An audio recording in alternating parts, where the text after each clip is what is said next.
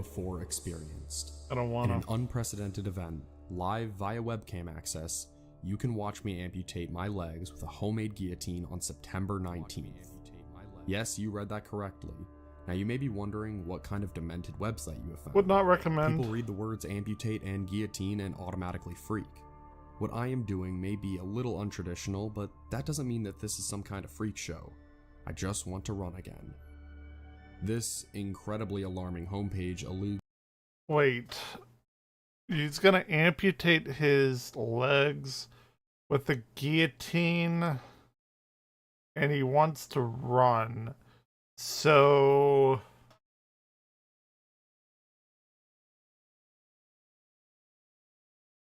he wants are his legs fucked up and he wants to get prosthetics or some shit?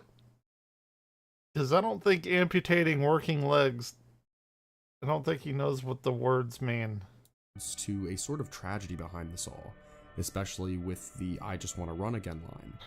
Perhaps the section about Freck and the accident can fill in the Okay, blanks. he fucked up his legs. The about Freck section is pretty small, but states that Freck, whose real name is Paul, was 33 Sure. at this time. It says that his hobbies once included playing basketball, water sports, fishing, kneeboarding, and skiing. So he It was like appeared to pretty have active, included dude. a few videos of Paul talking about college and the ROTC, but I couldn't view them. In the accident section, it finally described his traumatic incident, an accident while he and his friends were out boating. This accident partially severed the T12 in Paul's spinal cord, resulting in partial paralysis from the waist down, including complete paralysis of his feet. Oh man, this was like a fucking, or 2 months after I was born. You're like, oh, yeah. Actually, literally exactly 2 months after I was born. Not good. Would not recommend.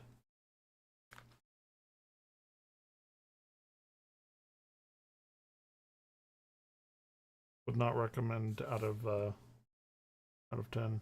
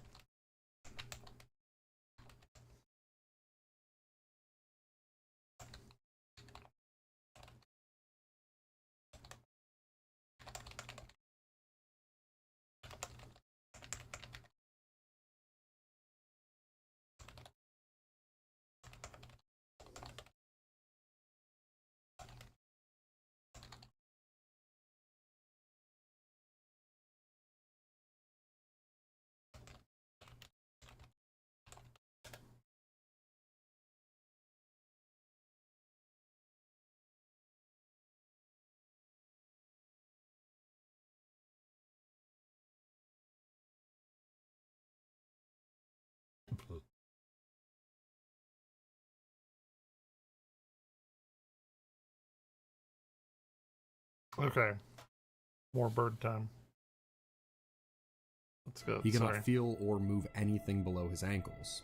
Paul spent 3 months in and out of hospitals, including several back surgeries and a kidney being removed. This section states that Paul's lifestyle changed dramatically after the incident, but he has regained limited walking ability with the help of his leg braces. This took what off the surface was a pretty disturbing website into something really heartbreaking. In the ideas section, it states that Paul desperately wants to live a normal life again. When the accident first happened, the technology was not available for that to happen. While the technology is now available for Paul to lead a better life, the financial burden would be much more than he can afford. Since Paul is on Medicare/Medicaid, his insurance will not cover the amputation and new prosthetics because it is not deemed a necessary procedure. That's so fucked up. Paul also receives medical disability, and his Medicare plan does not even cover the cost of his catheter bag. Paul doesn't want to fight a no-win battle with the insurance and medical communities in the United States. Paul is using this event as a chance to Dude, if I break a leg, I'm just going to fucking die. Like, I don't know. He strongly believes that this could make great strides in the much-needed insurance and medical reform in the United States. Yeah, that hasn't happened in 2026. Saying that even though corporate America has refused him, he will get his new prosthetics and improve his quality of life. This website leaves you with a lot to think about and a lot of questions. It clearly made a huge impact on those who suddenly stumbled upon it, and before Crazy. long, it became a major news story. I found multiple articles from a bunch of different outlets. $10 This a foot. ABC article from 2001 says that the site was attracting over 10,000 visitors a day. Despite that, only 10 people have donated $20 for the operation. However, Morgan believes this would change with the construction of his guillotine. This article shows us that he did not remove his limbs in 2000, but a new date was given, Halloween of 2001.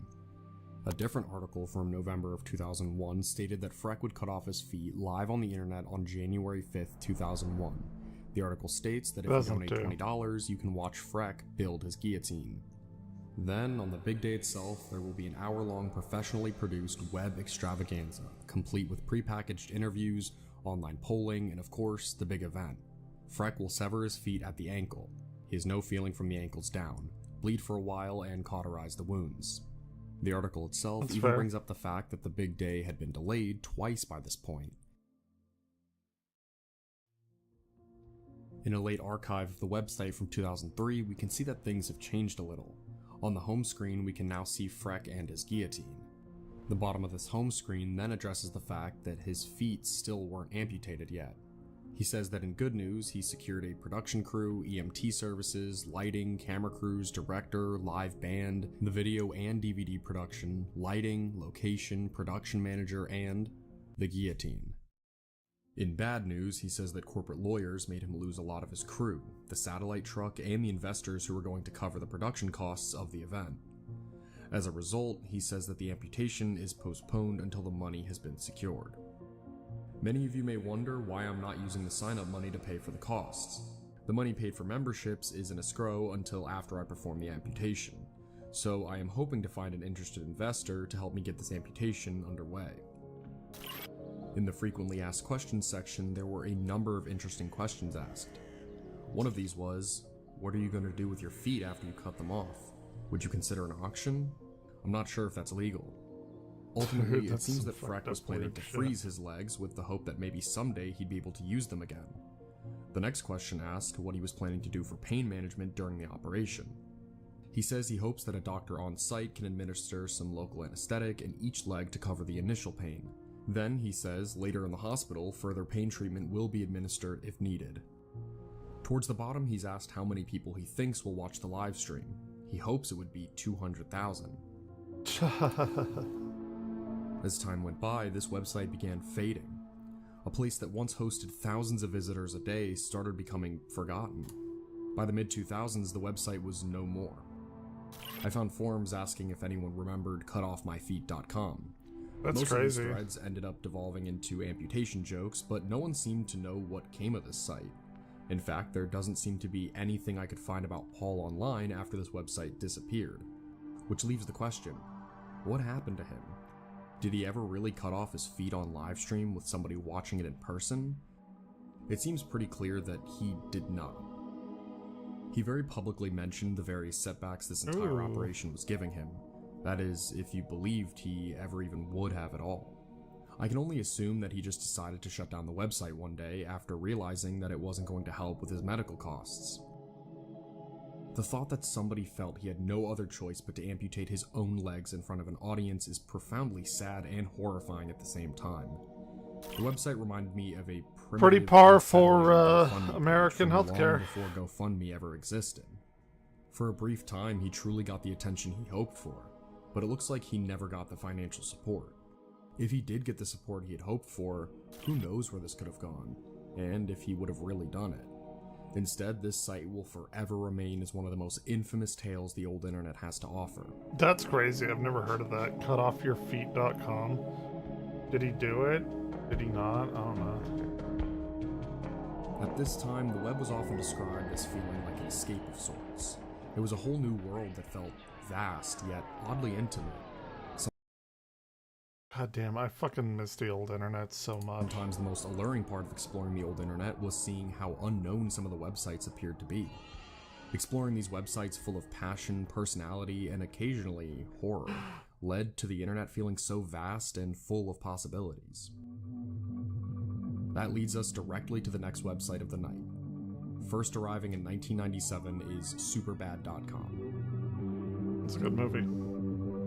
When visiting the website, the first thing you are greeted with is this unintelligible image. When clicking it, we then see what looks like retro Mac OS, and I'm sure some of these buttons will be clickable. Man, I used those in school. 4th, 5th grade. Soon, the unnerving nature of this website begins to reveal itself. This website appears absolutely endless. Every single page seems to lead to hundreds of other pages, which themselves leads to hundreds of more. It is an absolutely overwhelming labyrinth. To this day, nobody really knows what it means.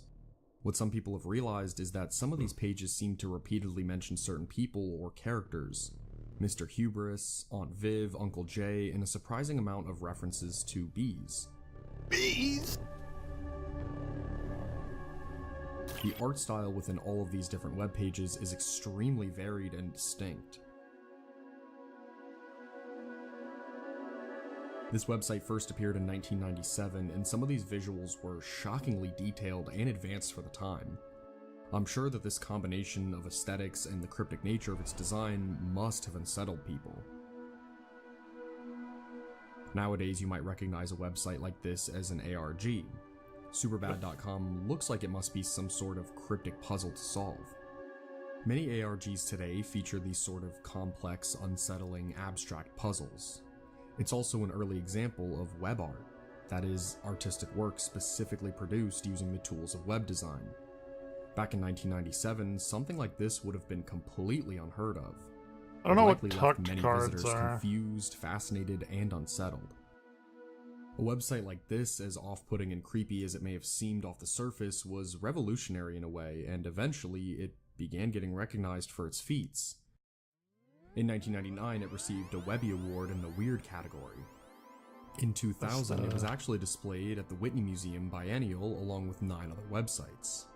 This website was created by a man named Ben Benjamin, and when asked about his website's inclusion in the Biennial and whether it validates net art, he said, "I say that it's already valid. What I think it does, it makes it look more valid to the art crowd. So all of a sudden, because it's in a museum, it's not crap anymore?" During the same interview, it further peers behind the creator of Superbad.com. Ben states that he never really thought of his website as art until the art people started finding it. Ben says that he always wanted to be an artist, but didn't think it was practical. Hey, look. It stated that he worked as a web designer at the time this article was written. The article says that Superbad first began as an experimental staging ground, a testing ground of sorts, but eventually it evolved into a maze, which the article says changes almost daily. It's also said that despite the website attracting 2,500 to 3,000 visitors a day in 4 years, it hasn't made a cent. I would love it if somebody wanted to pay me to pretty do interesting something like base Superbad, game. but I've never thought of it as an option. I can't commodify Superbad. It'll never be bought or sold. All these years later, his sentiment seems to have remained true, as the website is still up for you to explore and attempt to uncover. Superbad.com was once an innovator, but even today it remains a fascinatingly mysterious art project that feels just as alluring as it did all those years ago.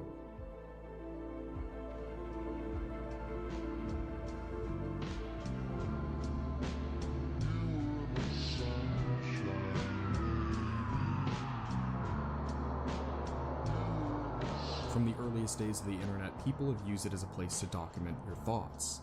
As a result, many old websites were personal blogs. There were also many websites that hosted blogs. When creating one, it was the poster's choice on whether to make them either as revealing or as secretive as they wanted it to be. On the surface, this website seems pretty standard. Fifth Nail was a blog hosted by Blogspot. At this time, it wasn't uncommon to stumble on blogs like these.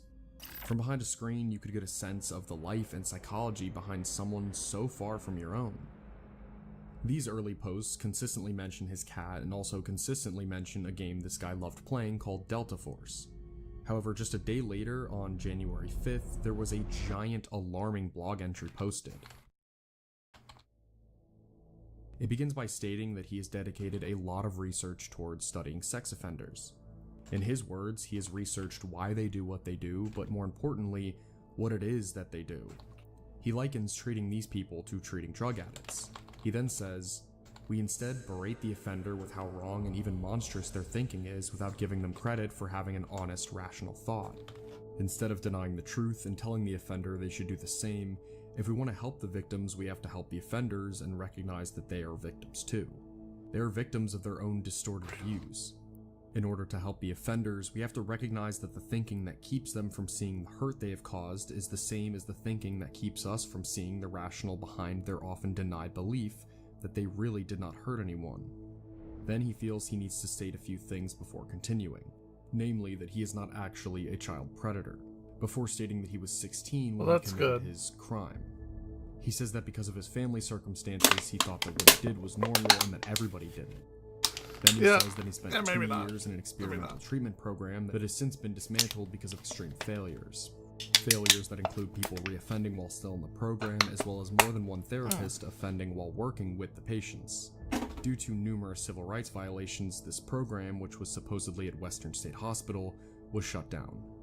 Finally, the blogger gets into what he sees as the moral of the story. The offenders in the program became disillusioned as they were instructed to use modified versions of the truth that would stand public scrutiny. While emphasizing truth and honesty, the therapists began instructing the senior members in the program to refrain from certain terminology and treatment techniques that might be considered offensive. How sadly often that story is repeated in this world. I think it should be an underlying theme for the Fifth Nail website, how great ideas are invariably trampled by the masses. Unfortunately for us, the posts get way worse from here. In his next post, he states that he went to adult jail when he was 17 and did not get out until he was 38, just a few years ago. In another post a few days later, he states that he has a camera mounted in his home to watch his cats and for security. Ever since my skeletons were front page news 3 years ago, I felt not just a little insecure. I have it rigged so when it detects a significant amount of motion, like someone walking into my living room, it will page my cell phone and take pictures. I can also access my webcam anytime I want from my cell phone to get a live, full-color picture of inside my apartment. This is also part of my paranoia about getting charged for some crime I know nothing about. I figure the more I document my day-to-day routine, the less chance someone has of saying I was someplace I wasn't. But it still doesn't give me any real sense of security because it's just self-surveillance, self-government surveillance. Those who may have stumbled upon this blog in the early 2000s must have been horrified. It starts by vaguely mentioning his skeletons that were front page news 3 years ago and seems extremely paranoid about getting charged for some crime he knows nothing about. Most of the following blog posts were once again about the dehumanization that sex offenders face and his frustration with how dishonestly criminals are treated in America. There was also a post about a neighbor of his who invited him for a movie and seemed to have feelings for him. On January 11th, the blogger heard a knock on his door. A man's voice answered, police or something similar. I opened the door thinking it was an officer doing their annual harassment check. Instead, I found 3 officers in the hall, 2 men, 1 woman. One of the men addressed me and accusationally told me that I had better stop harassing women downtown because they know about me and I was being watched. He denies these claims the officers made before saying this at the end of the paragraph. I strongly believe that if the women had accused me of anything more serious than asking them out, I would have been arrested without question. This blog has a lot of posts, and the rest of them seem to follow the themes of what we've seen. Lengthy paragraphs about the psychology of sex offenders and the unfair way in which they are treated, paranoia about the police showing up to his door, and lengthy accounts about prison life. Not defending this Of course, these posts would also include huge accounts of the poster defensively stating that he was just a confused kid who got locked up for much longer than he should have due to the hysteria, even though all his psych reports said he was low risk. As time went on, these posts began getting more and more unhinged. By the beginning of 2005, the posts looked like this. Are the police spying on me? My laptop has been acting strange lately. Seems I keep getting reinfected with spyware-type viruses. I finally found the hole and plugged it, but now today I get a rejection notice in my email box for an email I never sent. The rejecting server is located in the same city I was being investigated out of this summer. In April of 2005, the most horrifying post yet would be posted. He says that he's been accused of abusing a little boy. Once again though, he says he couldn't possibly do it because after all, he is not a child predator. Well, I'm not a psychopath either. I feel the full force and pain of everyone I've ever hurt, but that doesn't stop me from doing what I need to do. Ultimately, my feelings don't matter. What do you need to I learned do, that in man? prison. I have to carry out my that. orders, or a lot worse than just me dying could happen. The very next post was a bit over a week later on April 25th, and it was just as horrifying. Yes, I am still alive. I honestly wish not. I just don't know how to kill myself, so it makes sense. Nothing makes sense to me right now. Last night I realized I was scared and alone. Yeah, I've tried that. Being scared doesn't bother me as much as being alone, but it is a fate that I probably choose sometime before I was ever born, because I've been making the decision to fight my battles alone since I was a small child. The current battle is of epic proportions. I do not make this claim idly either. It is a battle between me and my demons. Only 2 people in the world have a clue as to the power and nature of my demons, besides me, and they will probably never read this. But just the same, these demons are stronger than even I gave them credit for, and now they are taking my best blows and not even staggering. I'm afraid.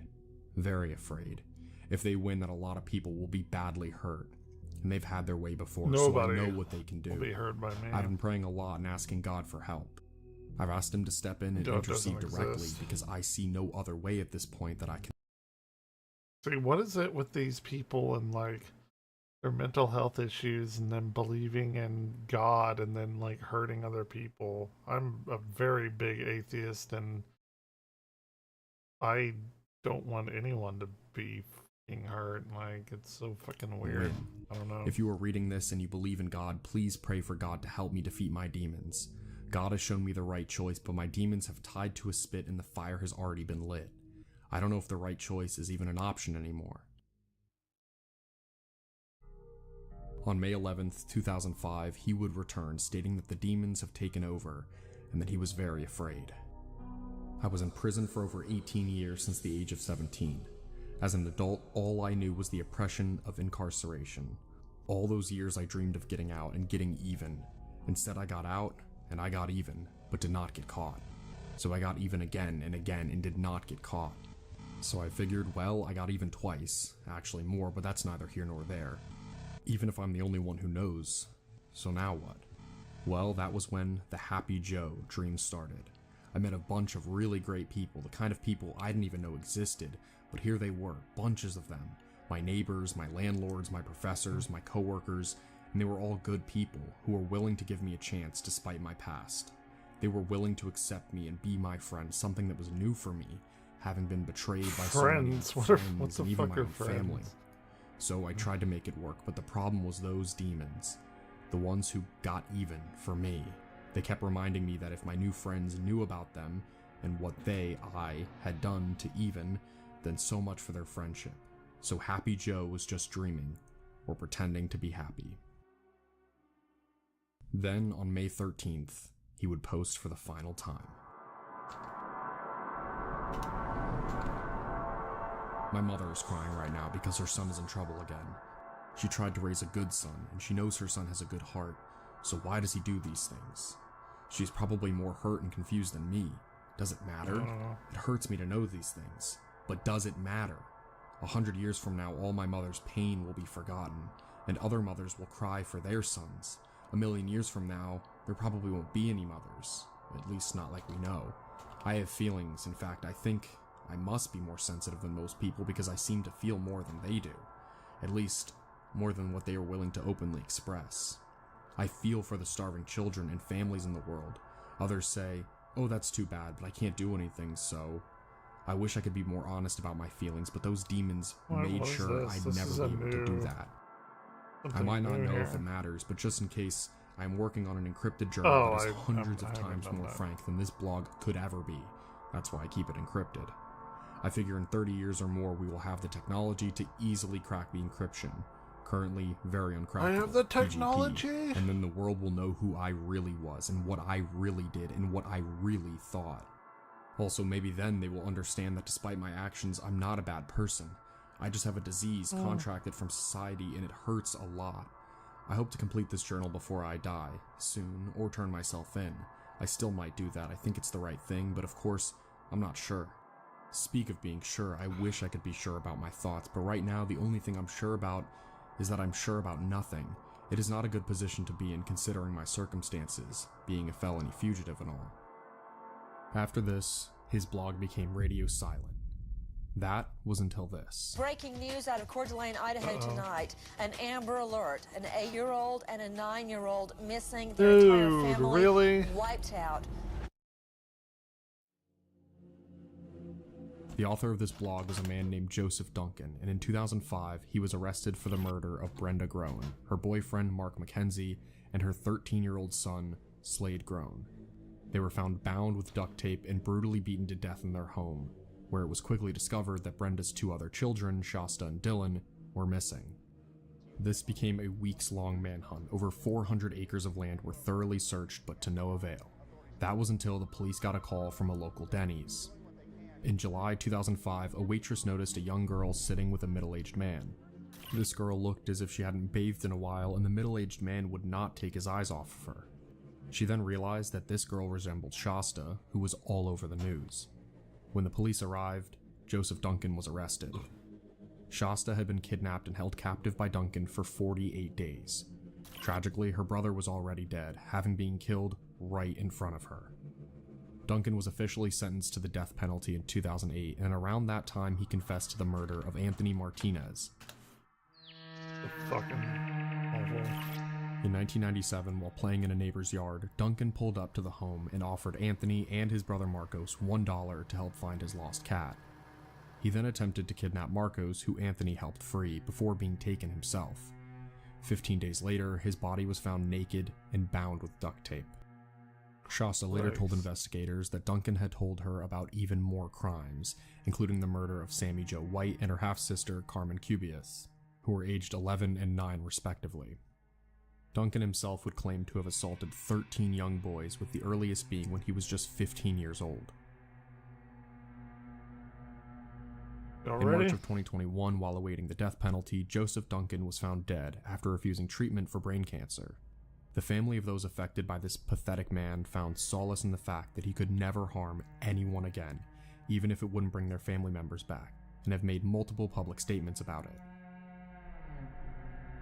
A few months after his death, The Fifth Nail, the complete blogs of Joseph Edward Duncan, was published. These were the complete blogs of Joseph Edward Duncan, including previously lost material and extremely detailed confessions about his crimes. These confessions are so much worse than what we read on his blog, further demonstrating how morally broken and disgusting this man really was.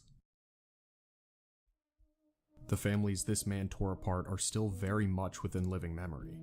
Shasta herself is just 28 years old, which is only a few years older than I am, and in 2024 her home burned down, leaving her helpless. She started a GoFundMe, which is still active as of now. Just a few days ago, as of writing this, a new update was shared. Hello everyone, please see the update from Shasta below.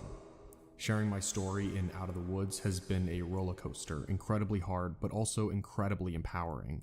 Juggling life as a single mom of 5 amazing boys, building my new business, and speaking out for other survivors is a crazy ride, one step at a time. Your support and love mean the absolute world to me and my boys. Seriously, thank you from the bottom of my heart. I'm still working hard to be independent, but the truth is I still need a little help. My business will grow, and the book royalties will come, but both are unpredictable. Right now, your generous donations to this GoFundMe are crucial. They'll cover things like school clothes, food, therapy, and most importantly, a new roof over our heads. We need to move soon, and a bigger place would be amazing for 5 growing boys. I'm dedicated to healing and using my voice to help others. Thank you for believing in me and helping me build a brighter future. I love you all. As the update suggests, Shasta just published a book about her experiences called Out in the Woods. In her own words, "For years it felt like screaming into the void. I yearned to share my story, but no one could truly listen. It was too much, too terrible to hear." I hope that this is the start of a much more peaceful chapter for her and her entire family, as well as the rest of the other families affected by the disgusting actions of Joseph Duncan, actions that were first revealed deep in the old internet. And though this story is thankfully over, he left behind people who are still creating theirs, people that deserve to have their story told so much more. Imagine a world where every word ever written, every picture ever painted, and every film ever shot could be viewed instantly in your home. During the mid-1990s, many people were being introduced to the internet for the very first time. It was a learning experience for everybody. In a sense, any website someone may have visited could have showed them something completely new. Unfortunately, there were some websites out there made to take advantage of this. Of all the different audiences that were being introduced to the internet that could possibly visit your website, perhaps one of the more easily deceived of these were the more religious crowd. During the old internet, a website was made to prey on their superstitions.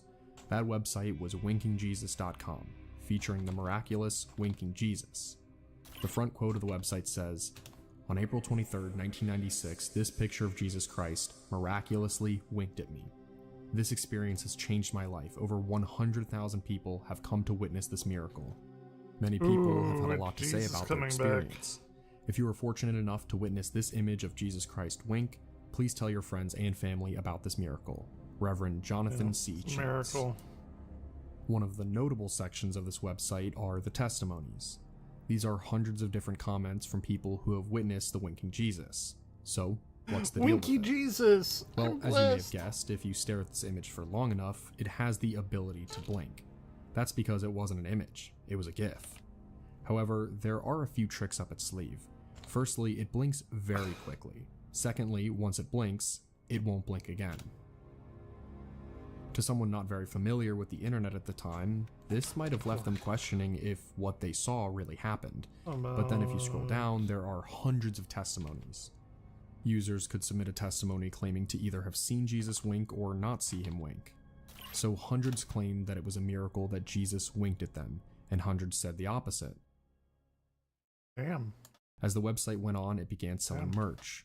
This included a Winking Jesus shirt, a Winking Jesus hoodie, and a Winking Jesus thong? I really wonder how many people this may have gotten at the time, or if it was mostly understood as being a prank. I'm here This for website it. is genuinely hilarious and also absurd in a way, but I could genuinely see it tormenting somebody who was not very familiar with how the internet worked. I've been fascinated by the old Gandalf. internet for a very long time, and these haunting websites that slip through the cracks sometimes leave me thinking Butter. the most. Websites like the ones we explored tonight help us see both how much and how little we know of the world around us. They peer into the sides of people that you rarely are exposed to, while also showing us the depravity that could lie anywhere, which is perhaps the scariest part of this all.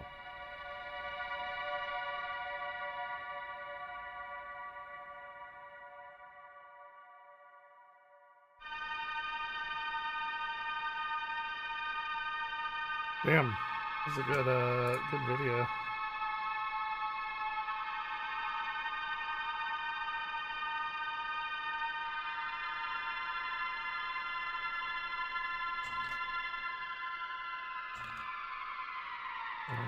Something.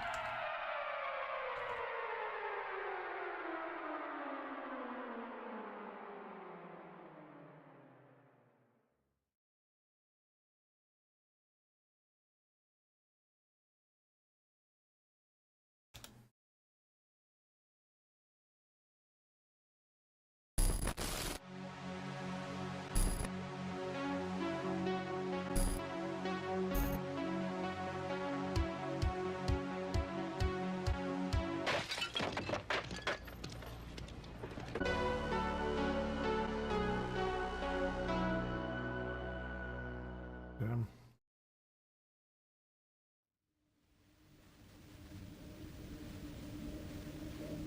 Nice.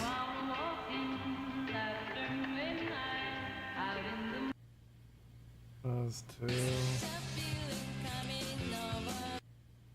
models. It connects you with other computer owners and offers games that pit you against opponents around the country. A long time ago, the internet used to be something special. Exactly. There were an endless amount of websites to explore, an endless amount of places dedicated to things people were passionate about. Do you remember this old internet? In many ways, this version of the web now seems unrecognizable. The internet today is a very tool, nice. and despite my cynicism towards it, it's still a remarkable tool. Thousands of years of knowledge at your fingertips, the answers to millions upon billions of questions that millions of people have asked just a Google search away. The ability to quickly and seamlessly communicate with individuals across the globe. Oh, The internet today gives us the ability to do some incredible things that we sometimes take for granted, yeah. but things don't feel the way that they once did. Worlds of information, one click away. All the things you find only in the As the internet melded with the real world, this sense of freedom became lost. It began mirroring the outside world, the very same place the internet once allowed us to escape from. Like the outside world, much of the web has now come into the possession of just a few wealthy people who control the majority of its content. Social media, journalism, websites. Despite being so much larger, the internet feels so much smaller. Browsing the web today does not elicit that feeling of allure like it once did. With the rise of artificial intelligence, these fears have been exacerbated in a way never quite seen before. The internet was once a beacon of hope, a realm of wonder. Now many people view it and its contents with a sense of paranoia. For all of these reasons and more, I've wished to view the internet to look back at the way it used to be. I wish that I could experience a type of Wild West that we will probably never see again. But is that even possible anymore? Is it possible to see the old internet today? The Internet Archive allows you to search any website you may desire at any point in time. This is fascinating, but I want to experience the exploration, the exhilaration, and the wonder that the internet once provided as you surfed it. The best resource I have found to do just that is Wibby.me. Wibby is a website that only indexes sites which do not use JavaScript, the programming language used in about 98% of all websites today. With its randomizer button, it has the ability to unearth websites that haven't been seen in decades. Personalized websites hidden beneath commercial web pages. Let's see what we can find. Nope, everyone is just making it. Our first website is The Couch, a retrospective. As the intro says, this site is dedicated to the life and times of a very odd piece of furniture that was destined for storage. It's about a brief 5-month period where the website's creator had an office in San Francisco. In that sense, it serves as a very specific time capsule. The rest of the site is dedicated to images of people on the couch. Towards the bottom of the site, it asks, what happened to the couch? The site says that it became a vagabond. It hopped around multiple different homes. Ultimately, it seemed to have found a home in a warehouse. The next page shows a bunch of reviews of this couch retrospective. Apparently, it was a hit. I think there's something very relatable about thinking of such a small, specific time period like this and dedicating an entire space for it. This is a perfect example as to what the old internet so often looked like. None of the images featured here have some sort of creepy backstory, it's just a genuine, personally made website. And sites like these were a dime a dozen back then. With that being said, let's find some more just like it. What could Wibby show me next? Wibby's awesome. Oh yeah, we've seen this. We've seen this before. Hell did I just find?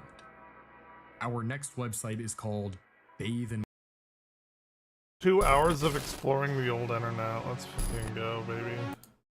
Places that I'd always longed to see, but now in a way I can. That's pretty much what this video is going to be about. As you can tell, it's very, very different than usual, but basically what I wanted to do here was live up to the title and just explore the old internet.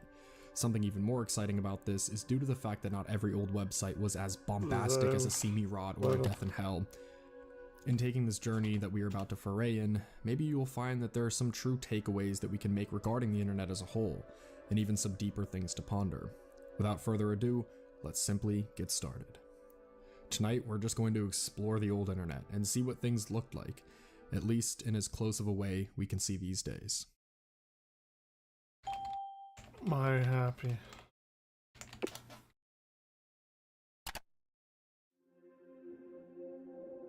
It's just comfort.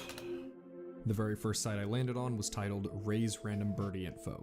Seems simple enough, and well, it is.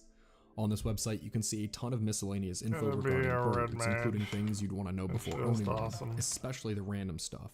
But it also includes a ton of other information and stories about Ray's own birds. One of the highlights on the website is a section called Stupid Bird and Owner Tricks, which includes a ton of true stories from Ray's birds, including stories about how the bird, who was originally named Chaos, named himself Cheap. Really, this site is full of things like that, and as you can tell, it certainly lives up to the title. It's just one person's blog full of something he's very passionate about, and it even has a section about Ray specifically as well. All in all, it is simple but very endearing. There is no big mystery or weird thing about this site that makes it feel off. It's genuinely just an ode to a wonderful type of companion. Info about the site states that it was established all the way back in 1994, and it appears to have been last touched in 2009, at least from what I can see. This site includes a multitude of links to other places, most of which sadly don't exist Oh god, anymore, help me. but it is really sweet to see this place still standing after all these years. But the follicles.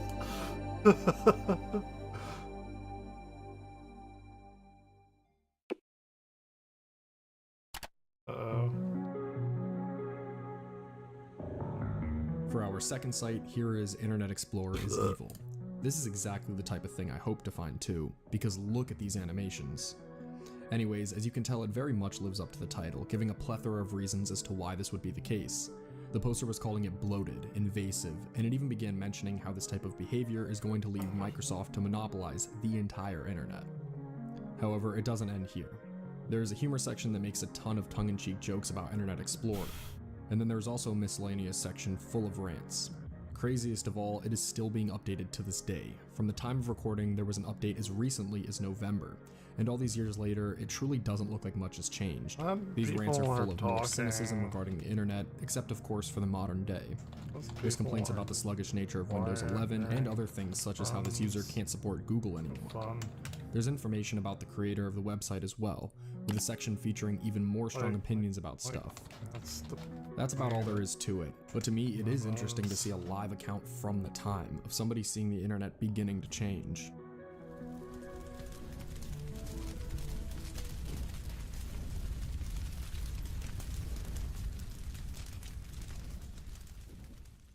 I'm right at this point. The third site I found seemed to just be called Housefly, and as I arrived, I was just greeted with the phrase, "You'll catch death out here, hurry in." Accompanied with that is very simply just 4 images, each of which being clickable. Right off the bat, I could tell that this was going to be some sort of art project, but I was very eager to play along and see what exactly it had in store. I decided to click image 2 first just because it was a door, and inside of it there was a poem. Also on the page was some foreboding art and a 3D animation that said, "Is anyone there?" and it was clickable. Upon clicking that, we have another poem as well, as some more old school looking 3D art. When clicking this one, things get stranger. Drastically. There's now an eerie face with 2 spinning chairs.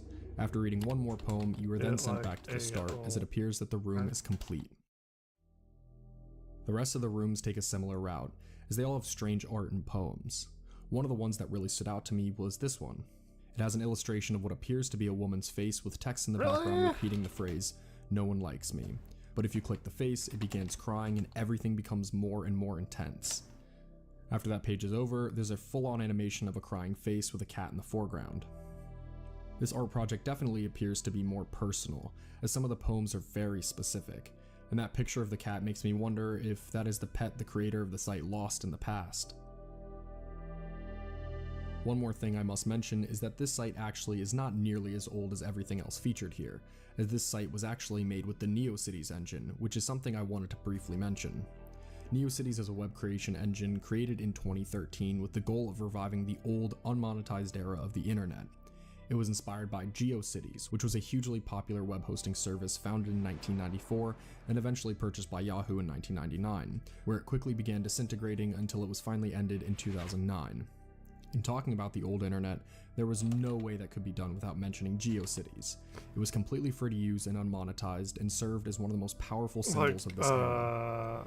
If we ever do another deep dive into the old internet, we will try and figure out if there's a way to surf old GeoCities sites. I just don't know.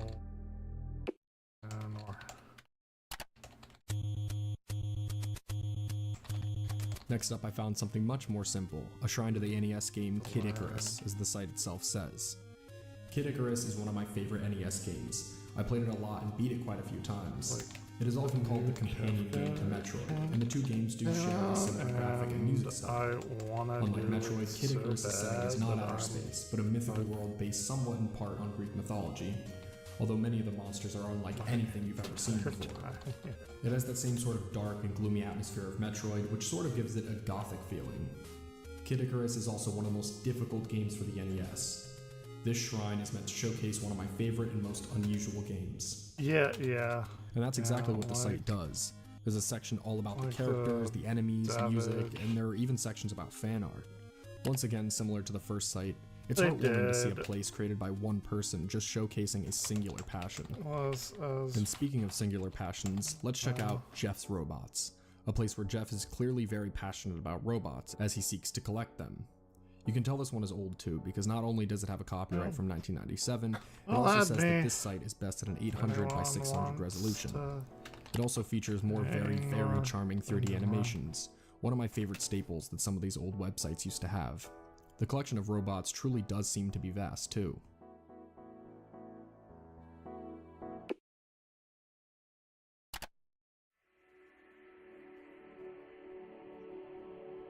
Good group.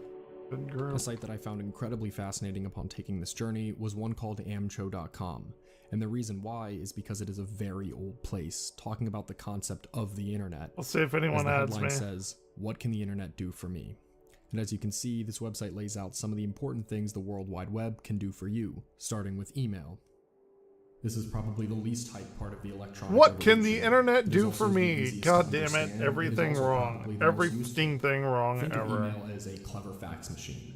With a fax, you can send and receive pages of information. You can do the same with email, but without having to print the pages first. For example, instead of printing out your order to a supplier and then faxing it, all you need to do is click a few buttons on the screen and the message can be emailed, not to a public fax machine, but directly to the person who will deal with your order. When you receive an email, rather than having to rekey all the information, it is already on your computer. All you need to do is copy and paste it into any other application, such as a report in a word processor. Email messages can be forwarded to whoever needs to deal with the message next.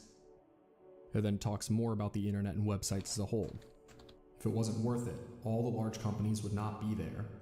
The larger companies are there because they can see a possible source of profit and are afraid of missing out on the bonanza. There are many stories of websites that are making a fortune.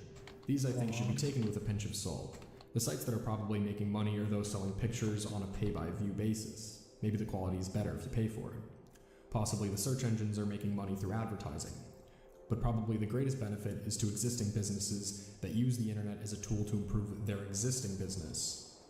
Read the story by Michael Schreiner of how Microvision computer products use the internet to make the business grow and become more profitable. The main reason for most companies being on the internet is to provide information about themselves and their products to the general public and their customers and suppliers. Treat your website like an entry in the yellow pages, but with the added advantage of being able to answer many of your potential customers and suppliers' questions before they need to phone you. Some companies are using the internet to save costs. If you think about it, if you are answering the telephone and most of the questions are similar, then putting the info on the web must be a lot cheaper, on the condition that your target audience has access to the web. Examples that come to mind are train timetables, freight transport. At the bottom of the site, we can see when this article was written, August 1997, reviewed in 1998, and in 1999. And to me, it was just a really captivating read. Just seeing the internet being described in this way puts so much into perspective, thinking about it in terms of evolution and seeing firsthand how it was thought of when it was fresh.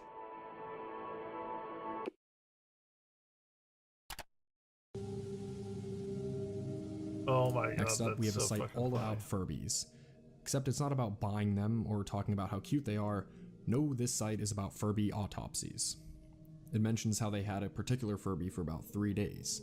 2 of those days it was spent sleeping, and then after that, his batteries ran out. After the batteries were replaced, the Furby supposedly began acting really weird.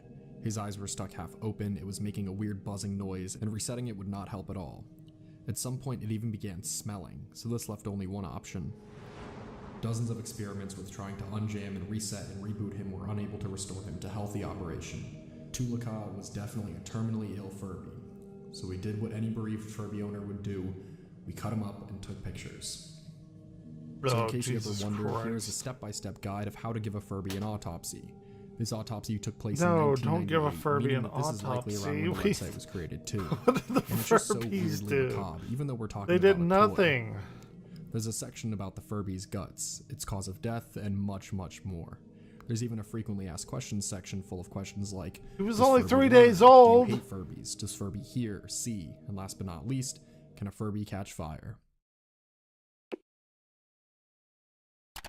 For our final website for the time being, we're going to talk about one that, in all honesty, is pretty tragic. A site all about a son creating a tribute and trying to help his dad. This is SaveWalterWhite.com. Walter White apparently is a high school chemistry teacher and someone being described as annoyingly smart. And I feel like we all know somebody like that. His son also was in high school. Dude, and this decided to isn't try and see if he old. could This raise is funds for Breaking surgery. Bad A bullshit. truly noble and sweet act. As we can see from this paragraph, we can tell just how deeply they all care about each other. This is funny. Walter White in here seems like a true family man, someone who would never ever hide anything from them. A man of total honesty. Weirdly, when you try to donate, it actually takes you to AMC's website. I mean, how random and weird is that? Do they think Walter White is an actor or something? That's really funny. Very funny that he put that in there. I can enjoy that. Well, there you have it. We've just explored the old internet, at least to the best ability that we can for now, and the results really were telling. As we saw, the majority of the websites were technically pretty mundane. We saw a site about birds, an art project, a video game series, robotics, I just played a an game essay, about and birds. Walter White. And throughout all of this, it put into even greater perspective just how much things have changed, confirming many of the things I said at the start. We saw a time where the internet was seen as exciting. If I go to bed by for like hobbyists to share their passions 6, with the world, when and of the course for people in light all comes reaches of up, the planet to communicate with one another. It was a I place wake up that, by to me, 11. That's seemed good, in a like strange 5 way to hours almost or something. mirror, I don't though know. very rapidly, Same. humanity's evolution. See what happens. Many lifetimes ago, living was all about hunting for food and survival. The world was huge, mostly untouched, full of mystery and unknowns, and there weren't any rules yet. But as time passed, things evolved. Rules were created and enforced, monopolies were born. I think in a way a huge part of the allure to the internet was to escape what the world had become. The internet was a symbol of freedom when it was born, but that simply is not the reality that we live in anymore. Much like how the world changed over time, so did the internet, except much, much more rapidly. Nowadays, the reality of the internet is becoming much closer to real life. A small selection of companies are now in control of the majority of all content readily available for us to see. And because of this, though the internet is much larger today than it was 20 years ago, it certainly feels smaller, doesn't it? All of what is being Dude, said I here have feels so few people remarkably on my bleak. friends list. And in some ways, it is. There is definitely an element of fear I could completely understand being felt when thinking about the internet's evolution in this way. However, there may be a light, even if it is a small one, at the end of the tunnel. If there was one other thing we saw throughout this journey through internet time, it was that a shockingly high number of these websites were still being updated. That raises the question, how many of these classic old internet websites are still out there, still being given the same type of love that people gave websites decades ago? I have a feeling there may be more of them out there than you think, and though they are frustratingly and sadly difficult to find, it is relieving that this bygone era does still live on in a way. As this video comes to a close, I want to end it on a question. That's a For fat those of you dude that did get to worshipping experience McDonald's. this old internet, what are some of the fondest saying memories you I'm have from this time? Not If we could turn a subject such fat, as this into a but I'm discussion not or that fat. recollection, I think that would be very fitting. I actually do not eat a lot. I eat 2 meals a day. I drink a As someone lot. who was there, the old internet truly did feel like an entirely different beast than what we have now. It felt like reading an infinite book, every website and page like picking up a rock and seeing what's living underneath. Admittedly, some of that was the sheer novelty of it all making it seem more magical, but I feel like the corporatization of the internet really killed the soul of it. Pre-commodified internet is absolutely incredible, a true testament to human nature. It feels like the spirit of humanity enshrined in pixels. I could look at old websites for hours. I could too. My fondest memory of the old internet is a mailing list dedicated to an anime I used to love. It was the first time I ever got involved in a fandom, and I made my first Tuxedo friends there. Mask. We had a ton of fun, talked every day, shared My fan art, fandom fan is fiction, Zelda roleplay, and just fun and, conversations. It all began to Final dwindle Fantasy. until no one replied. Final anymore, Fantasy and probably mailing more lists than stopped being Zelda, a but thing. Zelda's my Still favorite remember game them series of very all time, fondly. so I don't know. I don't know how that works. Our journey into the depths of the old internet was a really special experience, and it appears Even though we were I've not spent more alone in time this with Final feeling that it Fantasy gave. overall. Seeing a place we all use every single day look so different was an eye-opening and nostalgic adventure, despite the fact that we unfortunately didn't even live through most of it. And due to the I did. unbelievable success that our Exploring the Old Internet video I had, it lived only through made most sense of that we it. would What the fuck are continue you this journey talking about, again. bro? The reception, some of which we just read, was greater than we possibly could have ever Turned imagined. 40 If in you haven't literally seen our original exactly Explore 1 the week. Old Internet video, I would definitely recommend you to watch that before this one. It explains the background and idea behind this. We already as watched well this. as This what is the a resource we compilation use for these video. This does. is 2 hours of It'll just make a exploring lot the more old sense if you internet. see that one first. At the end of the last video, we asked people to share what the old internet was like for them, thinking that maybe our video could serve as a place to come together, to recollect, and to discuss this distant memory. And in honor of that idea, perhaps this time we can unearth even more memories for you all. I'm It's like time all to for explore this. the old internet once again. I'm all about this. Okay, let's do an alliance raid.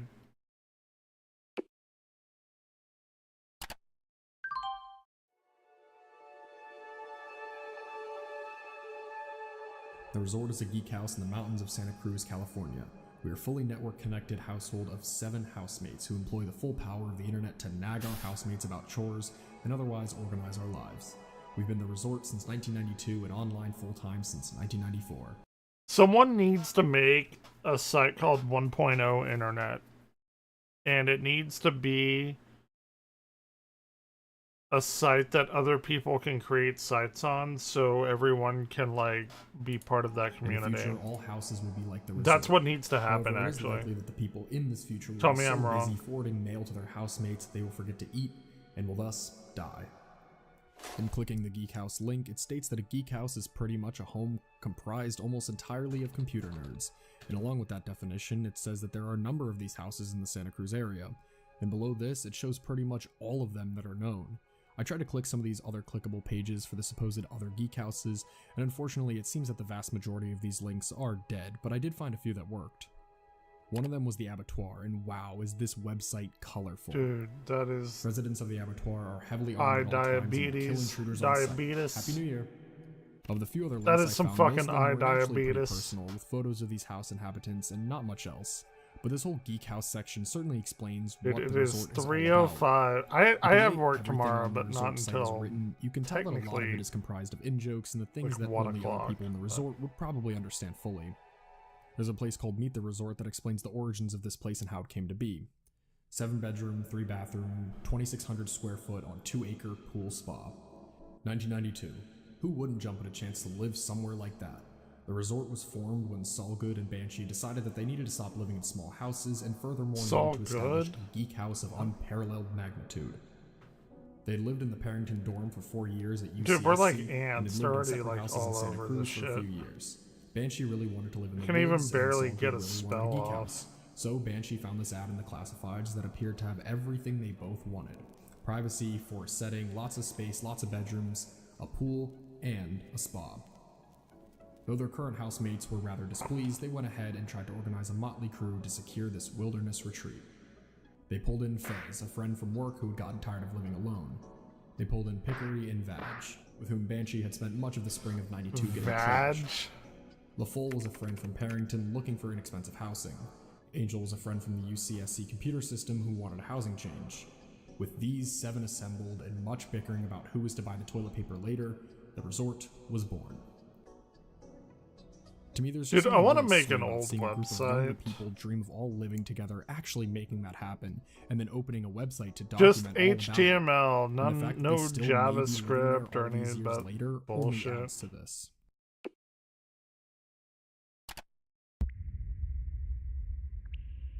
This is certainly one of the eeriest websites I've come across so far during this journey, and it's also a rare website that is clearly very new too.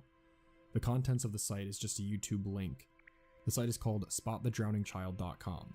The video in question also bears the same name, and in it you, well, do just that.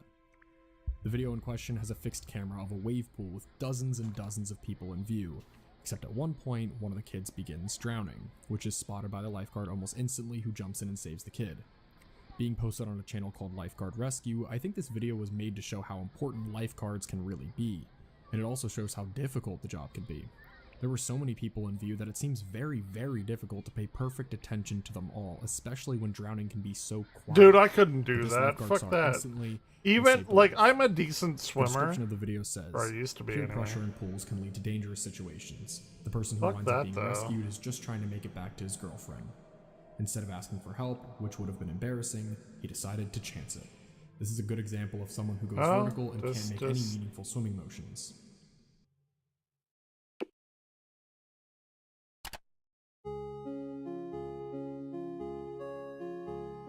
Next up, we have Wobbletown. It appears as if this website is about a specific type of virtual pet. Cool. As we can see, there is a current population of 76 of them, all in different shapes and sizes. Clicking each of them also gives information about every individual creature, and even more interestingly, an entire different look to the webpage in question. Many of them appear to have been abandoned, and it looks like you can even feed these abandoned ones, even if they aren't yours. Dude, the tank! The tank didn't tank! Wobbles are or where they come from. They've been discovered for the first time when Brood, as he walked back home in the early morning after spending the night at the Midnight Pub, saw a weird-looking egg near a pond in Dusk's End, Nightfall City. That night, Brood had one too many drinks. He didn't know if he was hallucinating. But then the egg hatched and a funny-looking creature You don't just came hallucinate out. from drinking, you hallucinate from not Soon after, drinking Brood if you're an realized that alcoholic. there were many eggs all around this pond. He decided to call this place Wobbletown, I and to tell all his definitely friends know about it that. so they can care for those little wobbly creatures. Below it, we can read that these creatures need to be fed about every 24 hours, and that they'll leave after 5 days without any food. It also shows us that this website was heavily inspired by Tamagotchis, which is something I was already thinking about. Of There's even a course. lab section of the site that gives you even more lore. If I'm being honest, I have absolutely no idea how old or new this website really is. With just a select amount of creatures there, this place certainly seems very hidden compared to most Dude, of the that's internet. super dope. I It like looks like it was that. most likely made less than 10 years ago. But maybe, just like the Wobblers themselves, it's hundreds of years old, reaching beyond the internet entirely. Hundreds of years. Oh, yes, the first internet website was already there hundreds of years. Dude, that's a fucking great premise. Then speaking of online websites, here is Nightfall.org, one of the coolest websites I found out of all Dude, of them mods so are far. so cool. They're like Nightfall way is one of the better oldest than what I'm multi-user playing. dungeons still alive, running continuously since 1993, while first opening to the public in 1990. Dude, Many of mods these are so text-based fucking multiplayer dope. online games to check out the I wanted enormous to make landscape one Nightfall so has to bad, offer. but then Connect to Nightfall.org you know. at port 4242 using your favorite Telnet client. Whatever. Have a look at our description of various clients or use the web client. If you want to get a feel without connecting now, the guide might be an interesting read. An And of internet course, you're welcome to site check out our made notes on the before different the races, internet. guilds, and history, past and present. For the impatient, the map of Nightfall is especially worth seeing. There's a short quick smart manual available, as well as a rather extensive introduction to Nightfall and MUDs in general. As someone very unfamiliar with games like this, it definitely was a Dude, bit that would be overwhelming. so The amount of fucking information and dope. depth available is that's simply so astounding. good There's for tons of a other sections too, one of which showing who's online right now. With an over 20-year-old game that looks like this, even though there aren't many, there's something really sweet to me about the fact that there are still people around playing it to this day. And you can even click these users to learn Dude, a little bit more mods are about them. way more impactful than If you go back to the anything homepage that and I'm click the playing. Don't Panic Like, button, I realized that you can explore the game a little as a guest, so that's what I'm gonna do. dude, that's so fucking As dope. you can see, you're actually given a character selection screen, so I'm going to select North. And then I'm going to select Become Male. Now we are given multiple character options. I can be a dark elf, a demon, a dwarf, a troll. Dude, this In is honor of so this channel's fucking history, like I'm going to mods become a are gnome. the closest thing to tabletop RPGs than After this, it anything seems that I I'm would be playing. able to And I start love playing Final the game. Fantasy 14, but Even I'm though just saying. text-based games are primitive by their nature, I find a certain beauty in them due to the fact that you have no choice but to use your imagination through the majority of these scenarios. I'm not sure if this is a game I would actually sit down and play like that, but it's still something I respect and appreciate, especially because they don't really exist anymore. If any of these websites could serve as a reminder to what the old internet was Winners! like, this is probably it. Let's Today I go, can lose party. myself in a world like Fallout, but back then, this was What's the world. Team It clearly has beating. just as much depth, probably more honestly, but what we see in front of us is all there is, and all that anybody else Lagging. playing with you could see as well. The world came alive through your imagination, Come on, and Team the online B. aspect was likely even more intimate. And once again, it still seems to be living on Fair in a enough. way, even if it is now small. Fair.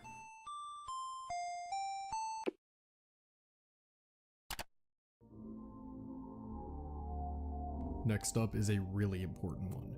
Here we have the true Okay. story of Idaho. This is an essay Idaho created for does the not sole purpose of exist. proving that Idaho is not in fact a real state. And let me just say, The Idaho it's does pretty not convincing. exist. Everyone knows You know this. anybody from Idaho? Do you know anybody who knows anybody from Idaho? According to the 1990 census, there are over 1 million people living in Idaho. But if there are so many Idahoans, Those are where lies. are they? Some people have come forward and claimed that they were born and raised in Idaho, but That's every a single lie. person who made this claim have been shown to be frauds and charlatans. These Idahoan wannabes are invariably inconsistent Idahoan. with each other about the size, in square miles or square kilometers, of Idaho, about various town and village names, and even about the names of Idaho's mighty rivers. There's sections about satellite evidence, photographic evidence, the potato myth, and so much more. I don't know what made this man want to dig into Idaho so badly, but it was a truly 40. hilarious read, and another moment that just made you think, how many websites exist anymore with the sole purpose of something this small and kind of just funny? At the bottom of the page, we have a section that brings us back to Carl's homepage, and we can now see that he actually makes map art, many of which are actually being used on major websites. I can only assume that all the maps he made, none of them are Idaho. And well, if we're not going to Idaho, how about we just leave this planet entirely? If you ever wanted a place for that, we may have found one. This is Alien Ground. Really, it's a Adinas. simple but super charming place. It's all about giving you some free gifts and wallpapers all relating to UFOs or aliens. And all of them are just really charming, old school 3D art. We've got some UFOs flying over houses, planets orbiting, gifts for your email, and Goku? Well, you can definitely say this Oh place shit! is Oh violent. shit! Okay. Okay. Nice. Finally, we'll explore I bought eviloverlord.com, one a place a made while by a true ago. internet Didn't log supervillain. in. This and website is all about the top 100 things that this person would do if he was an evil overlord. They But most of them are the small demolish inconveniences that your are, of course, home so if much you worse than don't anything log else. in for Things like, more my than- ventilation ducts will be too small to crawl through, or I will never utter the sentence, but before I kill you, there's just one thing I want you to know. All the weird cliches would not be happening with this guy in charge. On the cell block A and B links, you get even more evil overlord scenarios. At the bottom of the site, it appears as if this website had won some awards in the past. It was given Cruel Site of the Day in 1996 and Worst of the Web in 1997. At the bottom of the page, we can go to the Evil Overlord homepage, which includes a message from the Evil Overlord CEO. Ooh, evil So in case you ever wanted to overlord. study up on what it may take to become a true evil overlord, that is the place to go. As this video begins to come to a close, once again, all of these websites we visited reinforced all the key points and ideas we talked about last time. It showed us that there was a time where the internet wasn't very corporate, a time where sites were mostly made out of passion and of sharing your interests, or just simply having fun. And this fact was what made the old internet feel so special. All these things are true, but these are also all things we've clearly gone over.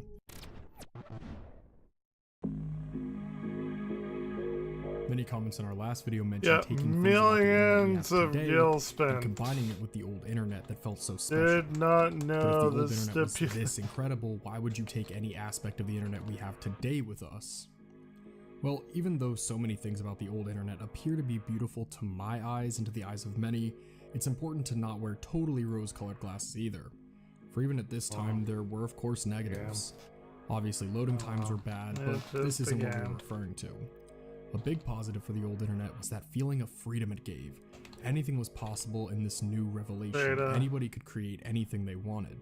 In many ways, this was an on. absolute blessing and created the magic we look back on now. But in certain ways, it could be seen as a curse. The lack of rules meant that it was I much got easier all for shocking my content to slip through the items, I cracks. Whether this be terrible violence, hate speech, criminal activity, or the absolute most common offender, sexual content. As far as I've heard, the old internet has It's about so a year much sexual ago. content on it that in some ways it could be hard to escape it. Because of these things, in a weird way, I always saw the closest place to capturing the atmosphere of the old internet to be none other than 4chan. 4chan is ruthless, really inappropriate, Yeah, disturbing 4chan on is occasion, ruthless. and all of these things, especially on old forum boards, were absolutely prevalent on the old internet. There were many wholesome, passionate websites, sure, but there were also so many websites and places full of shocking discussions, because there was nothing preventing that. Reasons like this are why you have to look at the past in an unbiased manner, In the future, we will cover many more old Yeah, internet sites, most of them definitely being about the didn't passion, the do intrigue, and the that. beauty that the old internet had to offer. But just remember that if we truly went back to the old internet, these negatives would come with that too. So much of the old internet was about the randomness of it, randomly stumbling upon a place about somebody super passionate about birds, or randomly finding a website about why Idaho just doesn't exist. But perhaps just as common as that could be, birds in randomly Idaho stumbling don't upon a exist. website full of gruesome deaths or sexual content.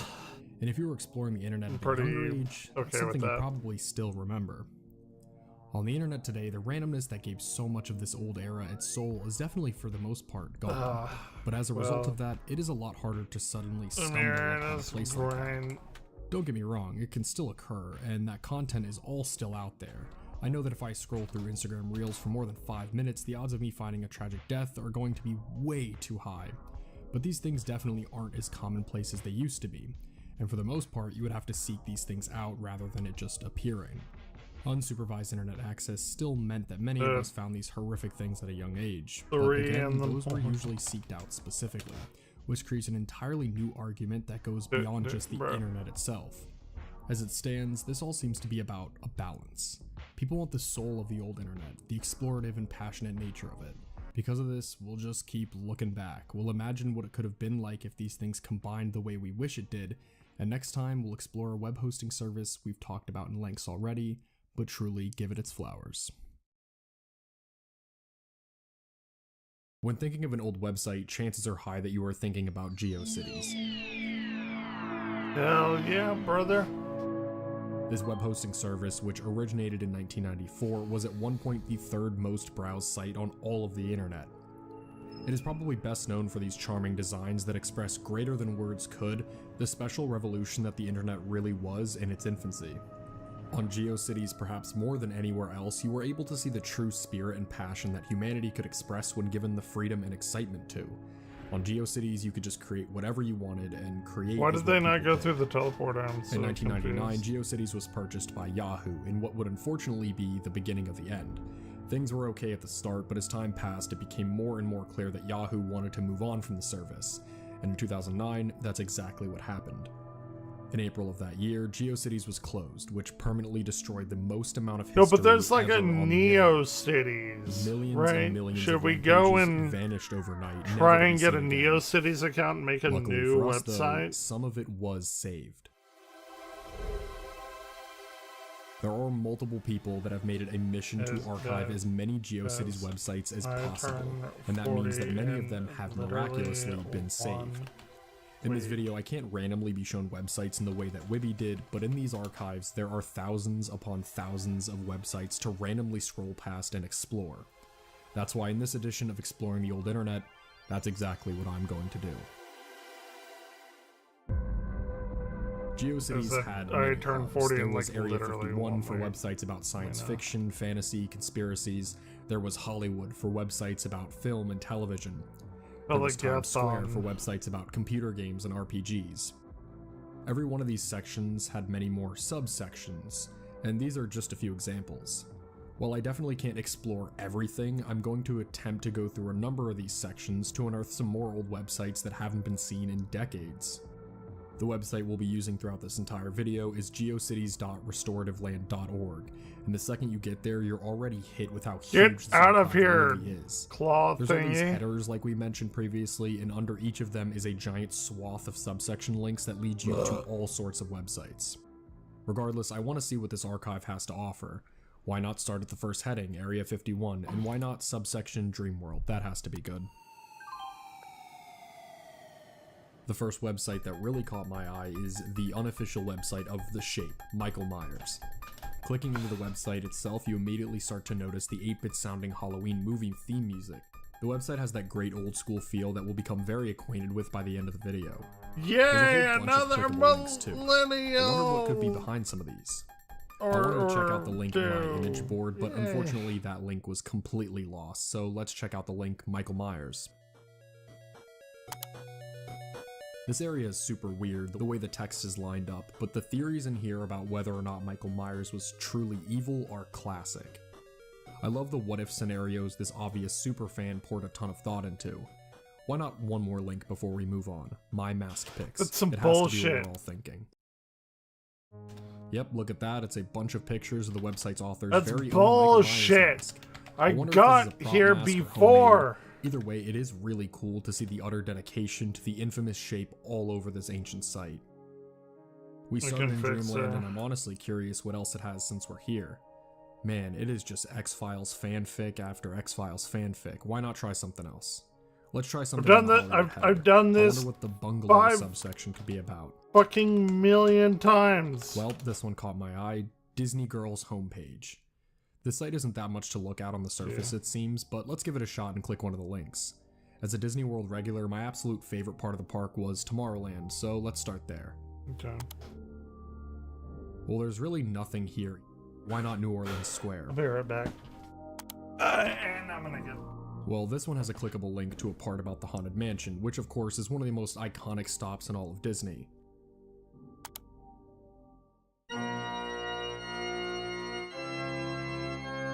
This whole page is just a transcript for the ride audio, and at the top it says, I've always had trouble remembering the words to the Haunted Mansion. Guess what? I'm saving you the trouble. Here goes, have fun. I love the implication being that this person memorized the entire ride's transcript and wrote it down after a day at Disneyland. There's some clickable links throughout the script, and it's audio from the actual ride, which is super cool.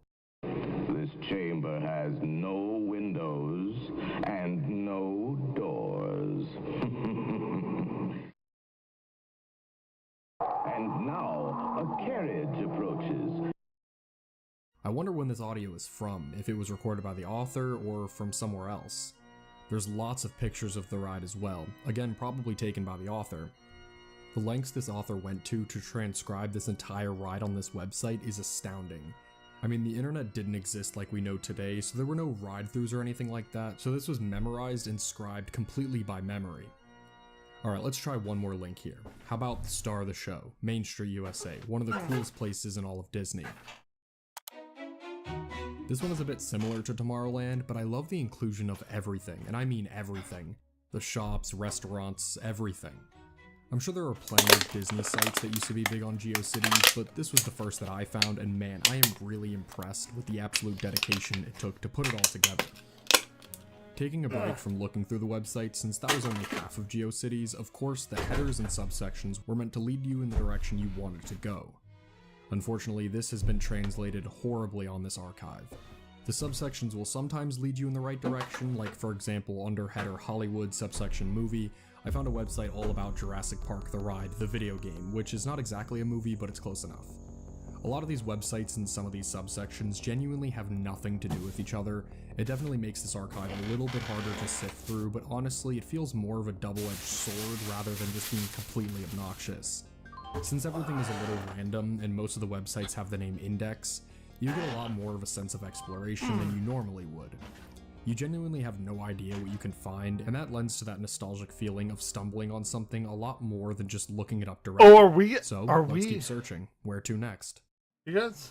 Let's head over to header Times Square subsection arcade. I'm sure there's plenty of awesome old school pages about retro video games, and hopefully the subsection is somewhat on theme. This site is just called Homepage. I wonder what that means. Some point. Oh yeah, it's genuinely just a website to save for your homepage. Surely it's got all the links to everything you need to start accessing the internet, and even 30 years later, it really hasn't aged a day. You have hot links to the Weather Channel, Yahoo Mail, and even IMDb. The website is a little bit more customized to suit the author's needs, with links to www.com and some Star Trek websites. On the surface, this website honestly didn't seem like much, but it's so cool to see how little things have really changed. All the essentials on this website are still very much in use and something all of us use every single day. It really bridges the gap of that old school feel in the modern day. The internet was different, but honestly not as different as you might assume at face value. I personally thought that last site was a really cool relic, but I'm sure you guys are here for something a little more action-packed. And it seemed like the Area 51 header subsection realm might have that. A little less stationary and a bit more fun. Let's see what we find. I think I found exactly what we're all here for. This site is called Brian's Home, and you instantly start to feel that old school medieval / RuneScape vibe. The synopsis right under the title says, Welcome to all of you, friends and foes alike. Butter. No, wait, just the friends. You have found the Like butter abandoned is outpost great. that I have chosen to make my home. Then- Sure, it's small, but it can be quite a cozy place indeed when you light a fire in its place and add the fellowship of a few friends. I turned 40 Now, there's in no sense in having you all literally stand around one outside the way. wall. Let me open the gate for you and come in at your will. Under this message, all we have is the giant door, and lucky for us, it's clickable. I turned I'm 40 already in loving literally the one 3D art way. of this mead hall looking place. The text underneath reads, Now that you're in Yeah, out so of the they cold, say. I shall show Yeah, you so they around. say. From this room, you So can they access any say. part of this outpost. No, lad, you don't need to wipe your boots off. These are stone and dirt floors. I've set up this place for you to learn what you need to do to prepare yourselves to come to the Renaissance Fair. If you don't have any idea of what They you are do, then you have a waiting lot to for do, and speaking from experience, you The don't have much time to FF7 do it all. rip cord. Before you set down to do anything else, you need to see how much money you have that you can use for this. Garb is not cheap, neither is hardly anything else at the fair, though it No is one all at a very survives. fair price. Survives. Then you should work up a decent accent Melody. and learn to speak with it for long No periods of one, time. but And lastly, you I'll may find it get to entertaining to 40 make up a character at to play least. while we are at the fair. After all, it's kind of like a big play up there. But anyway, I'll leave you all to explore for yourselves. If you This have more is my questions than I've answered here, comfort just mail it to zone. me. I promise I'll answer within a That'll be reasonable time. it. this has So, to be the coolest and most well-themed site I've seen on the I entire archive so far. A do completely wanna in-character guide to your make local some Renaissance friends, The to be website was fair. seemingly really helpful, and the author Brian really To be went all fair, in, even and urging you to this email him about any of your questions on how to really journey. go all in on your first Ren Fair. Below the text are some links, and thankfully they're all pretty much still active, so let's go to the armory. I am 6'4", so 6'4", so those problems. This link has some great Read information about up medieval in weapons, their my affordability, what 30s. style they were, and which weapon might be right for you, along with some awesome images of actual blades. Below everything are links to long-forgotten sword I'm catalogs. talking Why don't we online check something else out? friends. How about like the Legend of the Library? Dungeon This with page has and some links that take us to either a synopsis of stuff. King Arthur or Macbeth, to really get yourself in the spirit of This- the Ren Fair. This is by far the It's coolest an site I've seen so MMO far. after all. It's not no. necessarily different from the others, it still is someone's passion project website, but the amount of theming dripping through the entire thing really makes it stand out. It doesn't feel nearly as juvenile as the other websites I've seen so far, it still feels homemade while also seeming like a website a Ren Fair Damn! would use to garner hype. Some Damn say it, all the Jocko, world's why a you stage, playing and if that's true, an the MMO? Renaissance Fair is the headlining act. Now on with you. Single player games are dope these days. We have definitely looked through the Area 51 header quite a bit. It does seem to generally have the best websites, and we aren't finished with it yet for tonight, but I figured we should probably take a look at one of the weirder headers. super. The header picket fence is so vague, and the Best subsection game. garden seems like it would mostly be about botany. This Looking year, at these in my websites, opinion. yeah, it's just about the same nonsense on every other archive link. Alright, what are This we one doing looks now? cool, under construction. It's not much of a website because it's genuinely under construction. Everyone It's not that I finished, and the friended saddest is part on it never will be. offline. This site called to me very similarly to the homepage one because it's not some wacky site, it's just a sign of the times. I do vaguely remember in my era of the internet some websites being under construction, so even though this is not my era of the internet exploration, it still feels very nostalgic.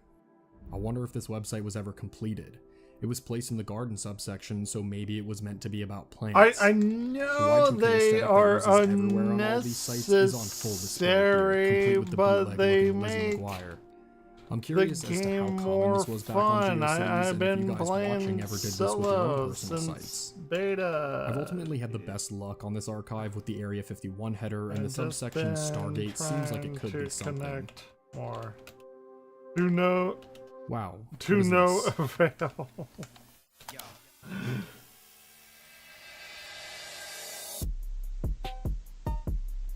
Oh shit. As we're greeted What by is the page, this? we're This met is by some dope DJ beats. Hot Money Smooth, Meaty Daddy, Ice Papa Smurfs, cool page of shit. Is it As he good? shows a signature of himself, he responds, Ladies, control yourselves.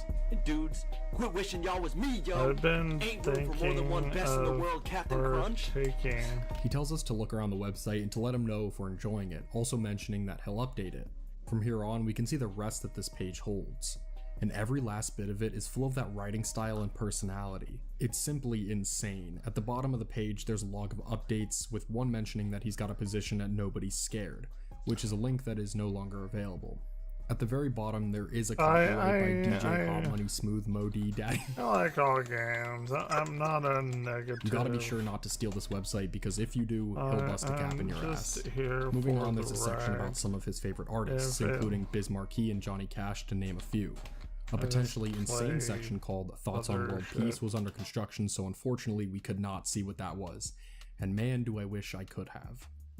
His About Me page holds a bunch of actual images of the site author, most of them including his friends. Angelica, some of them have images of them at what appears to be parties, and they look college age. So you don't have to do the random. A big aspect that makes all these old lost websites so fascinating to me I is how they're wanna essentially do time capsules. Savage, they're moments that are likely looked back and thought of in specific instances by those same people to this day, and there's something special about that to me. I think we have time for one more website, and thankfully something in the Stargate subsection caught my eye. This is the Warhammer 40,000 unofficial chapter homepage for the Blood Angels. Now, for those who don't know, I am a massive 40k fan, and I figured now would finally be the time to talk about it.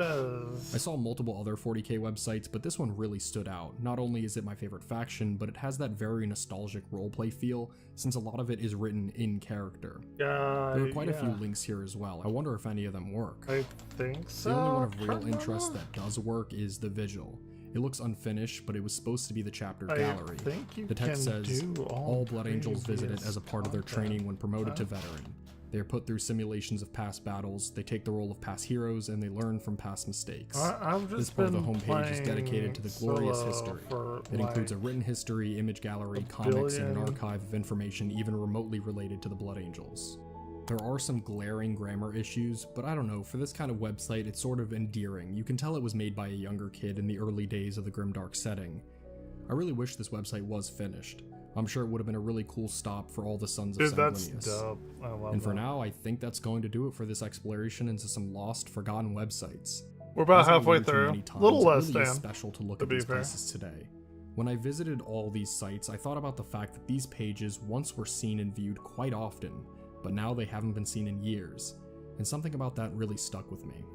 On every single website we looked at, there was a charm, a carefree attitude, and a sense of wonder that was just so infectious when reading.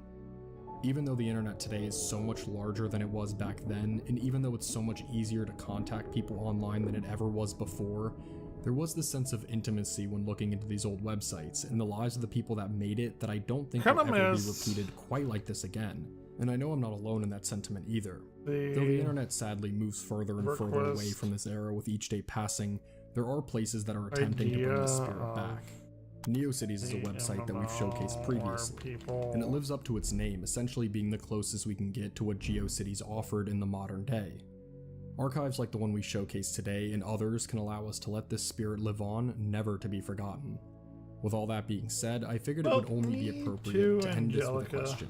For those that experienced it, what was GeoCities like for you? What memories do you have from it that you still hold to this day?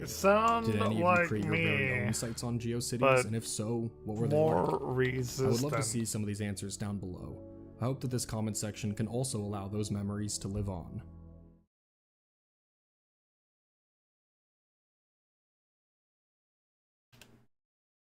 There's a certain fascination to websites that have been abandoned.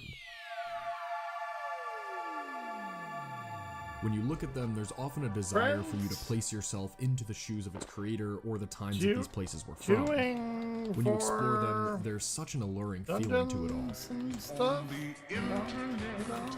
These were sites that were so full of passion and heart, but at the same time, haven't been touched or even seen in decades.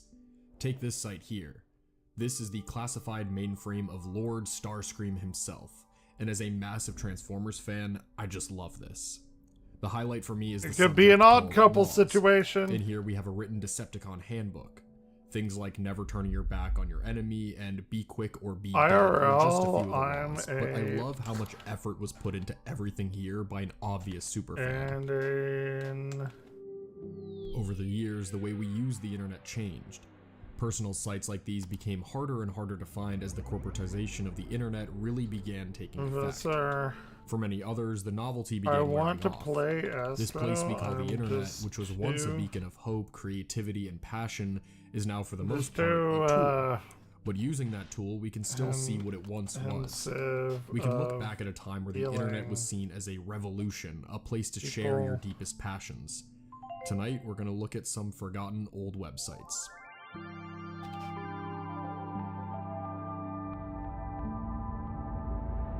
So, how do we find these old sites?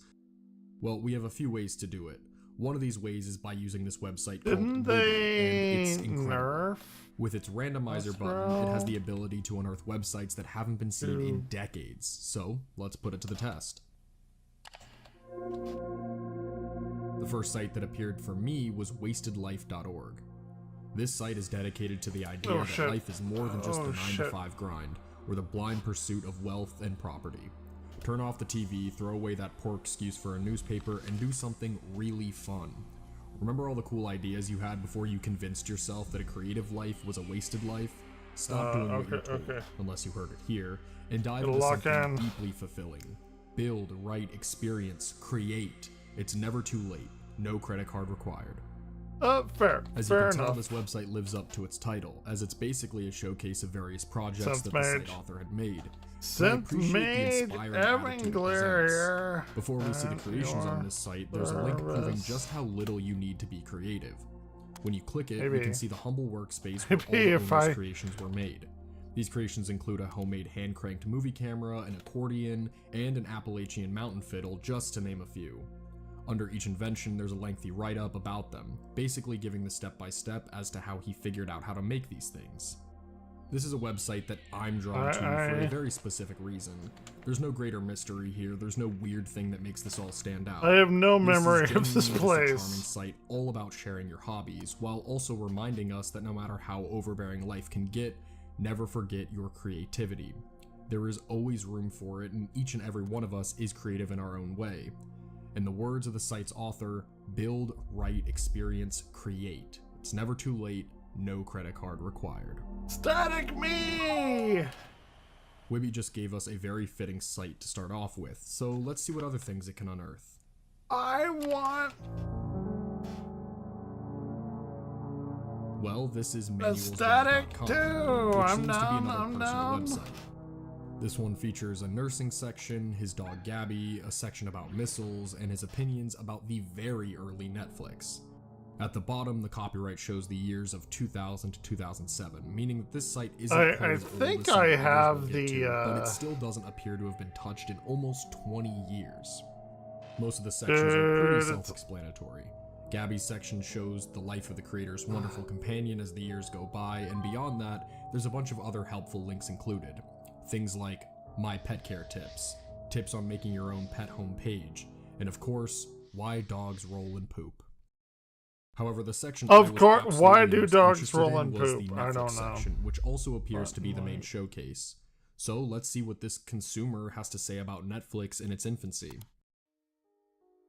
Netflix has sent me 34 broken DVDs, 2 fatally scratched DVDs, 7 wrong DVDs, 0 lost DVDs.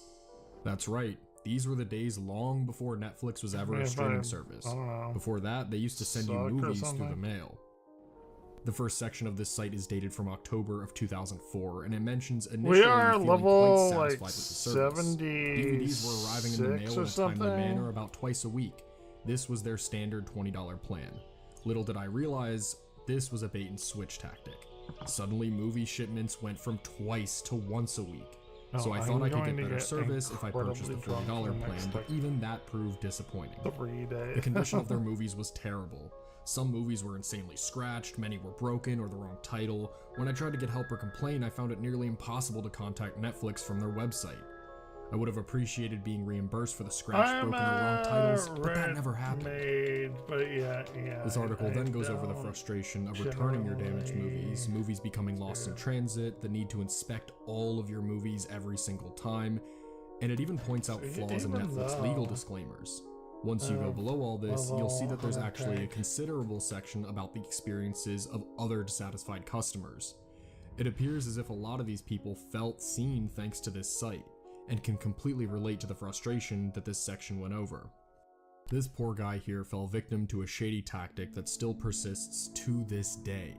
He received a 2-month Netflix gift certificate for his birthday, but after the 2 months were up, he was automatically charged and couldn't understand why he wasn't warned about this. This is something people are much more aware of today, but I can imagine it wasn't nearly as common knowledge in 2004.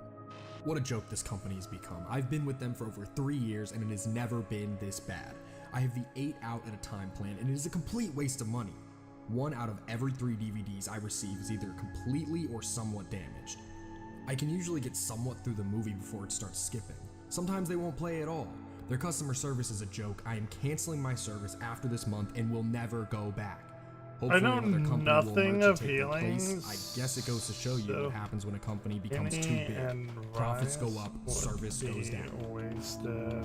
Man, if only this person knew how big Netflix was going to become. And really, that's what interests me most about this section. Even from the beginning, some shady seeds were being planted, but the outrage was clearly never enough. Netflix was popular then, but it was just a fraction of what it would become in the future. I want this to website be mentions the an desire for this webpage to be indexed by the search engines so that everybody could see it. Hopefully then, some of these problems could be fixed. At the very bottom of the page, he lists some Netflix alternatives. Green Sign, Blockbuster, Rent Anime, Intelliflix, and Amazon coming soon. Class, if you will. Now, this is gonna be a good time. This is the evolution of Bowser's sprite. As the headlining villain of the Mario series, Bowser's turned up in plenty of the games, but not always in the best light. Who knew a horned, hulking Demon King would be hard to draw?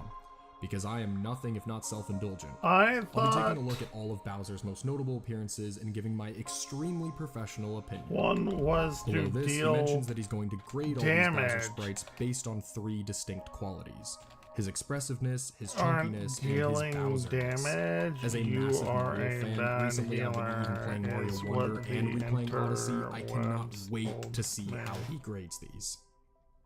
We start off with the original Mario Bros. From 1985. 2 is healing. Naturally, Bowser didn't look like himself just yet.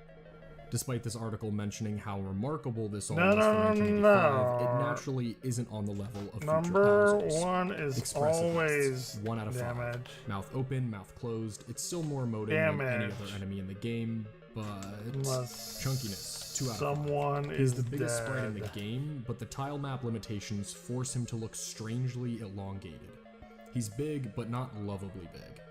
Bowserness, 3 out of 5. It's He's what mean. Reddit In a game full of cuddly looking squids and strolling chestnuts, here's the first foe to look reasonably threatening, conveying as much fang-filled fear as white pixels can muster. The limited detail and expanse of flat green seem uncanny compared to the more textured turtle foes, which is probably a point in itself. He looks off, and every time Nintendo dredge up this sprite, it only serves as a reminder of how much he's changed in the decades since. For the better, of course. I don't know anyone who earnestly loves this sprite, and I don't want to know. You keep that to yourself. Next up is Mario 3, and right at the beginning, this writer says, what a glow up. Expressiveness, 4 out of 5. He's got expressions, he's got poses, he's got angles. Chunkiness, 4 out of 5. He's a big and satisfying where I heal about as ideal a Bowser you could hope for on the NES. Cleric, so I thought that's what I did here. A bit more acrobatic than we're used to, but Bowser all the same, even if he's still a little ways to go. Apparently, when Mario eventually took his leap to 4D, Bowser of course had to as well. Super Mario 64 is one of the most iconic Mario games of all time, but it definitely didn't feature the best Bowser design, at least according to this poster. This website compares him to something that belongs at a Thanksgiving Day parade. That's a 1 Oh, out of yeah. 5 for expressiveness, a 4 out of 5 for chunkiness, and a 3 out of 5 for Bowserness. He may not have been the greatest Bowser, but hey, at least he was chunky. The Bowser that wound up doing the best of them all was actually Super Mario 64 DS. This is still the same Mario 64 we all know and love, but they updated certain things, including Bowser's design, who gets a 5 out of 5 across the entire board. The Bowser in Super Mario Sunshine was the runner-up. However, keep in mind this site isn't exactly up to date, as it seems to end before Mario Galaxy ever even came to be. Still, I thought this was a fascinating read and an amazing idea for a site. This was thoroughly entertaining, and I'm genuinely really happy I found it.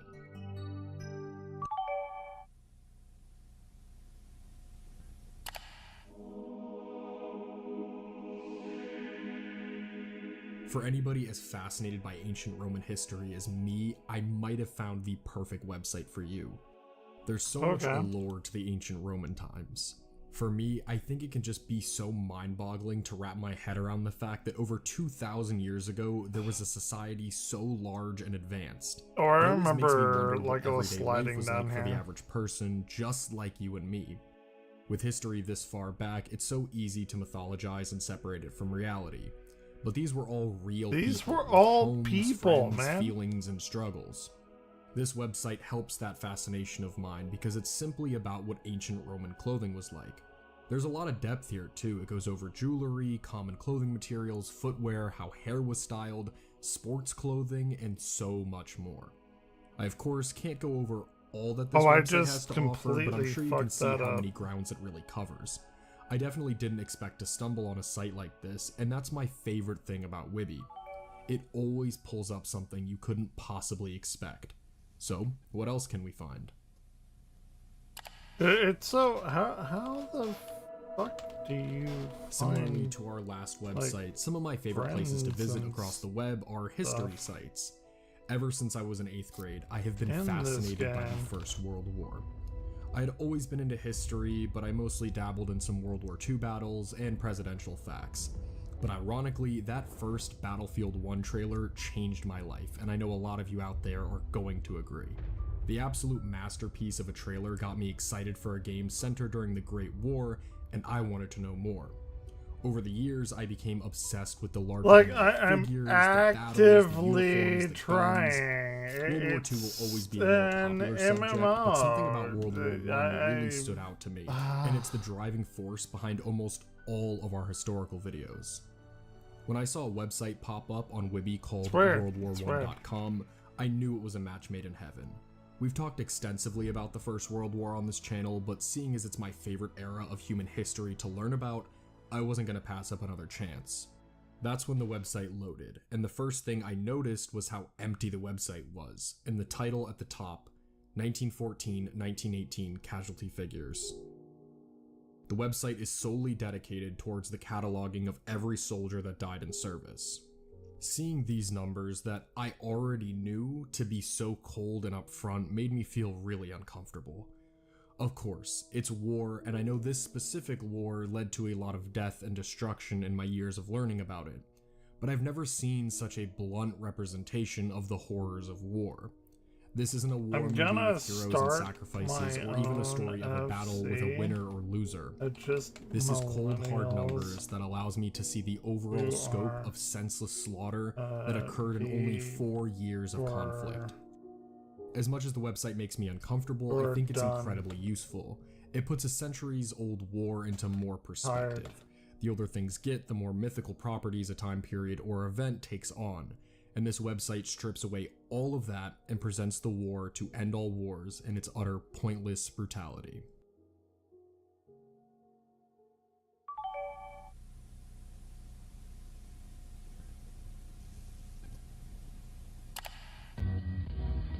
Welcome to Zombo! I know Zombo.com.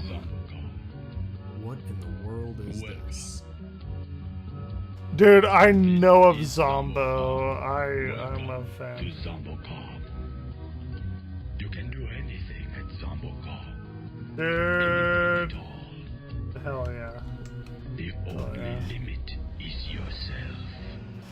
Welcome to Zombo. Okay, so we've used Wibby a few times, but let's take a break for just a minute.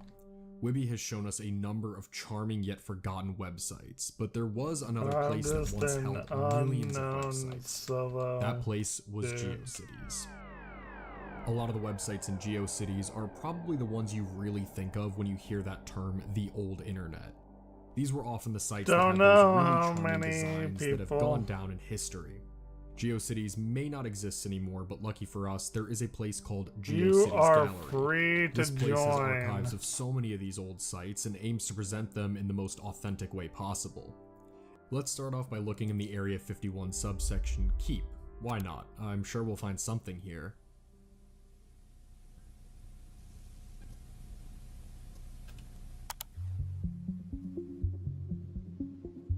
This is Psycho's realm, and right off the bat, this is what I was talking about when it comes to that charming design style that so many of these old sites have. Oh, whenever I look at these, I just feel such a strong sense of wonder, as if these designs alone unknowingly express the excitement that the early internet provided to so many people. This site explains that it just recently had to be remade, which I suppose is why it also features the classic under construction placeholder. Millennials are as far as the retarded. actual contents go, here's the first section. We're all Having tired. trouble figuring out We're all those just internet abbreviations? tired. Well, click here for help. Whoa, listen to that music. As expected, it's basically a list of all these abbreviations he can think of, as well as a list of keyboard emoticons and what they mean too. This list of symbols and abbreviations that are used millions of times every single day weren't always widespread knowledge, and it's interesting to go back and think about that sometimes. In the About Me section, we can see that the site owner was 19 when creating it, and he also explains the origin of his nickname Psycho.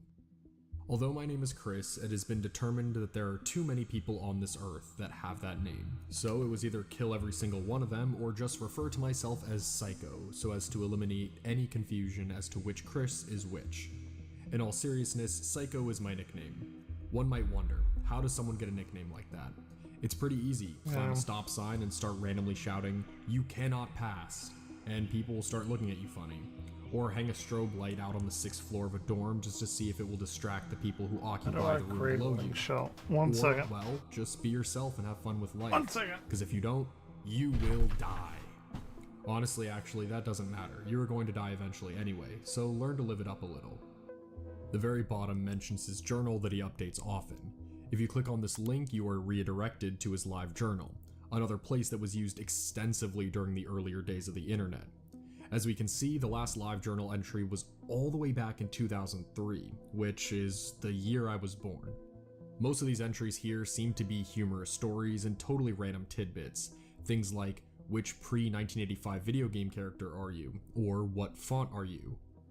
Once again, there isn't a ton here in the way of content, but the casualness of it all is what makes it stick out to me.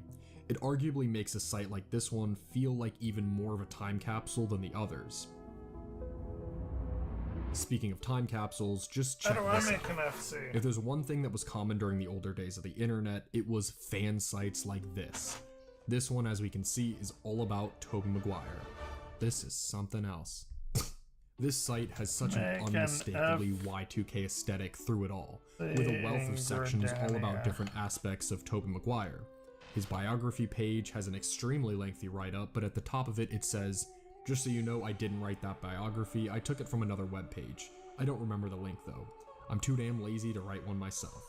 One of the other sections was his filmography, and as we can see, his most recent movie was none other than Spider-Man, which actually wasn't even out yet at the time that this site was written.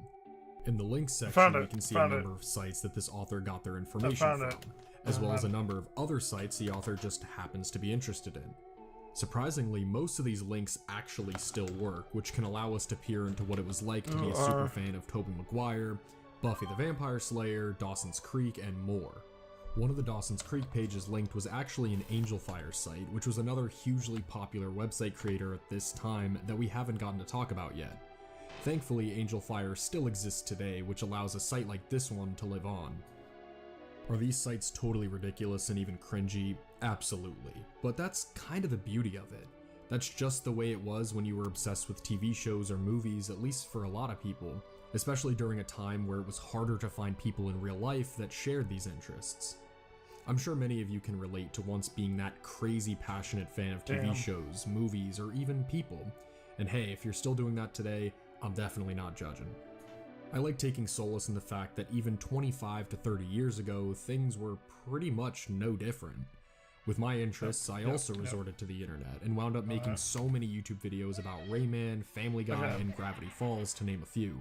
But before that, people just like me were doing these same things with websites. These sites unknowingly do such a good job at taking you back to a more carefree time, where nothing mattered except your favorite celebrity and dedicating entire web pages for them. Let's look for one more site, perhaps something a little more action-packed. The Enchanted Forest subsection definitely called out to me, and I wanted to see what I could find in there. To join. What I found was this, the Nightmare.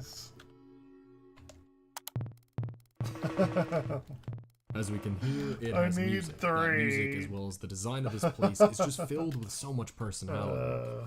I love all these primitive animations here. The first section, Gargoyles, mentioned a gargoyle named Gargi, who was adopted on August 25th from an Adopt-A-Haunt program. Unfortunately, that Adopt-A-Haunt link is no longer active, so I was left wondering what that was. It seems as if these sections are, for the most part, totally disconnected from each other. The only thing they really share in common is a general horror theme. The graveyard section is very bare bones, and seems to be mostly about the art and animations on display. The Charlie Brown section is also pretty similar. Legends of the Zodiac is different, however, as it has much less animations and much more text, just being write-ups about each zodiac sign. Something I was really interested to see was the awards section. I really like the idea of internet awards, and I get saddened sometimes that they're not really a thing anymore. Of course, these weren't official awards or anything, there weren't any prizes or anything really, but I always found this stuff heartwarming, and it added a lot to the community aspect of the old internet. It's just kind of wholesome that website owners would give other websites awards for various reasons.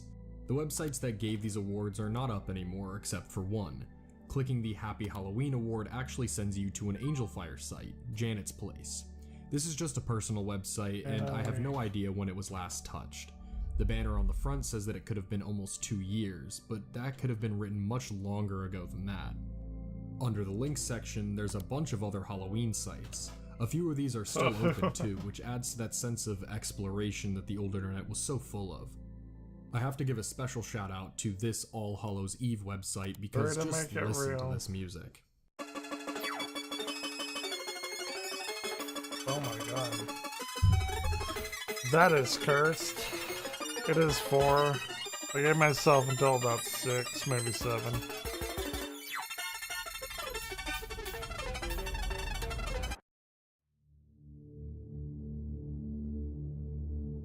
Nowadays, websites like these have been mostly replaced by social medias for better or for worse.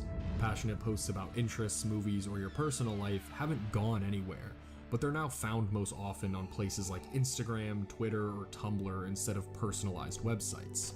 A lot of these websites from the beginning of the millennium were created as an outlet, a hope that if you created something special about one of your interests, maybe you could find somebody else on the far reaches of the internet that felt the same way. Today it's much, much easier to find those people, which I think is something that can be taken for granted sometimes. But at the same time, social media requires us to play by their rules, to create things based on their layout, their guidelines, and their gimmicks. It's not the same type of freedom that allowed these old websites to feel so exciting. As a result, even though the internet is so much larger than it was then, it just feels smaller sometimes, doesn't it? I never really got to experience the old internet, yet I still have so much nostalgia for it somehow. I feel like I missed out on something so beautiful that will never be replicated again. Though I will never be able to have been there, I'm grateful that there are still ways to view what once was. The majority of these old websites have otherwise been effectively lost to time. With the rise of search engine optimization, it can be nearly impossible to find anything like these in the wild. These sites weren't made to get as many clicks as possible. They were made to express passions and interests. They weren't made to be monetized or marketed, so they were buried. But let's not let the spirit of it all die too. If any of the websites shown throughout this video impacted you, I would love to hear about it. This journey throughout internet time and space was nothing if not human.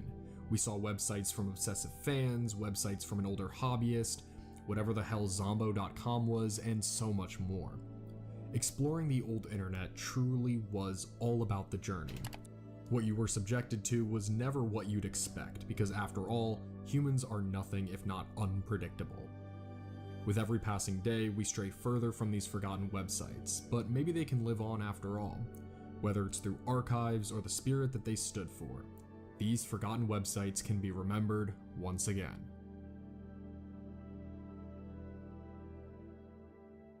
Hey, we're about to go into a long, like, exploring old Flash games kind of thing. Recently, both Jeff and I turned 22, and the channel itself turned 7 years old, and it had us all nostalgic. The older we get, the more we reflect on the things that directly or indirectly inspired all of our interests. I think it's the same for all you guys watching too. The main demographic for our channel is people the same age as us, and it's interesting to see all of your comments whenever we tackle nostalgic subjects.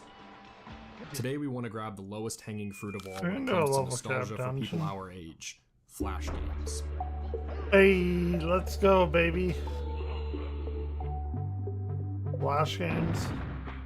In our old internet series, we explore the allure of things we were too young to experience. But for this video, I want to kick back and talk about my personal experiences with the internet that is old now, which blows my mind. Oh, we can't do it all. Boom, What? boom, boom, boom, boom, boom. Sorry if I... Of course, we aren't the first channel to discuss and reminisce about old Flash games, but I just want this to be a chiller video than usual, so let's just get right into it. I know a lot of you guys will recognize most of these, but hopefully I'm able to bring some new talking points to the table. Without further ado, let's check out some old Flash games together.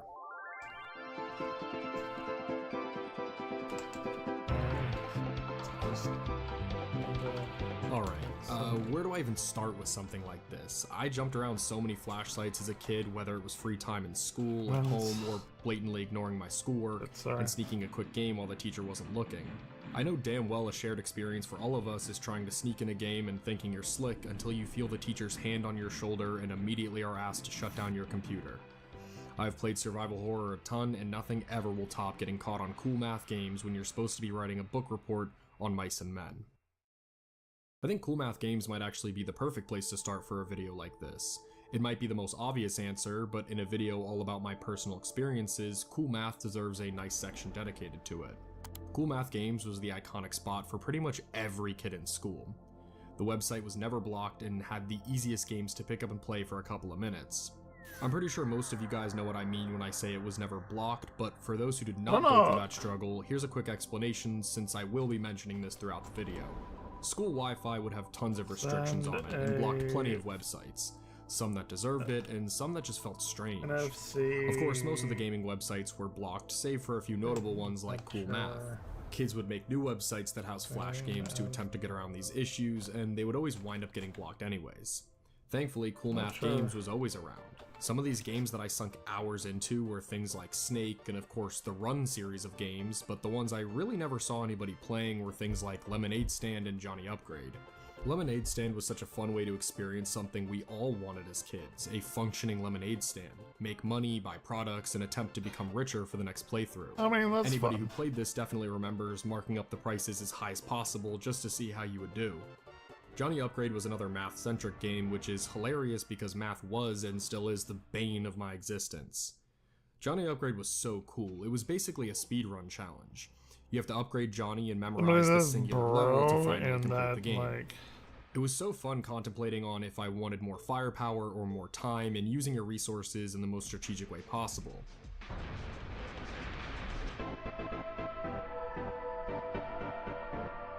Games like Block Swords genuinely affected me mentally, and I think any anger problems I have stem from that game.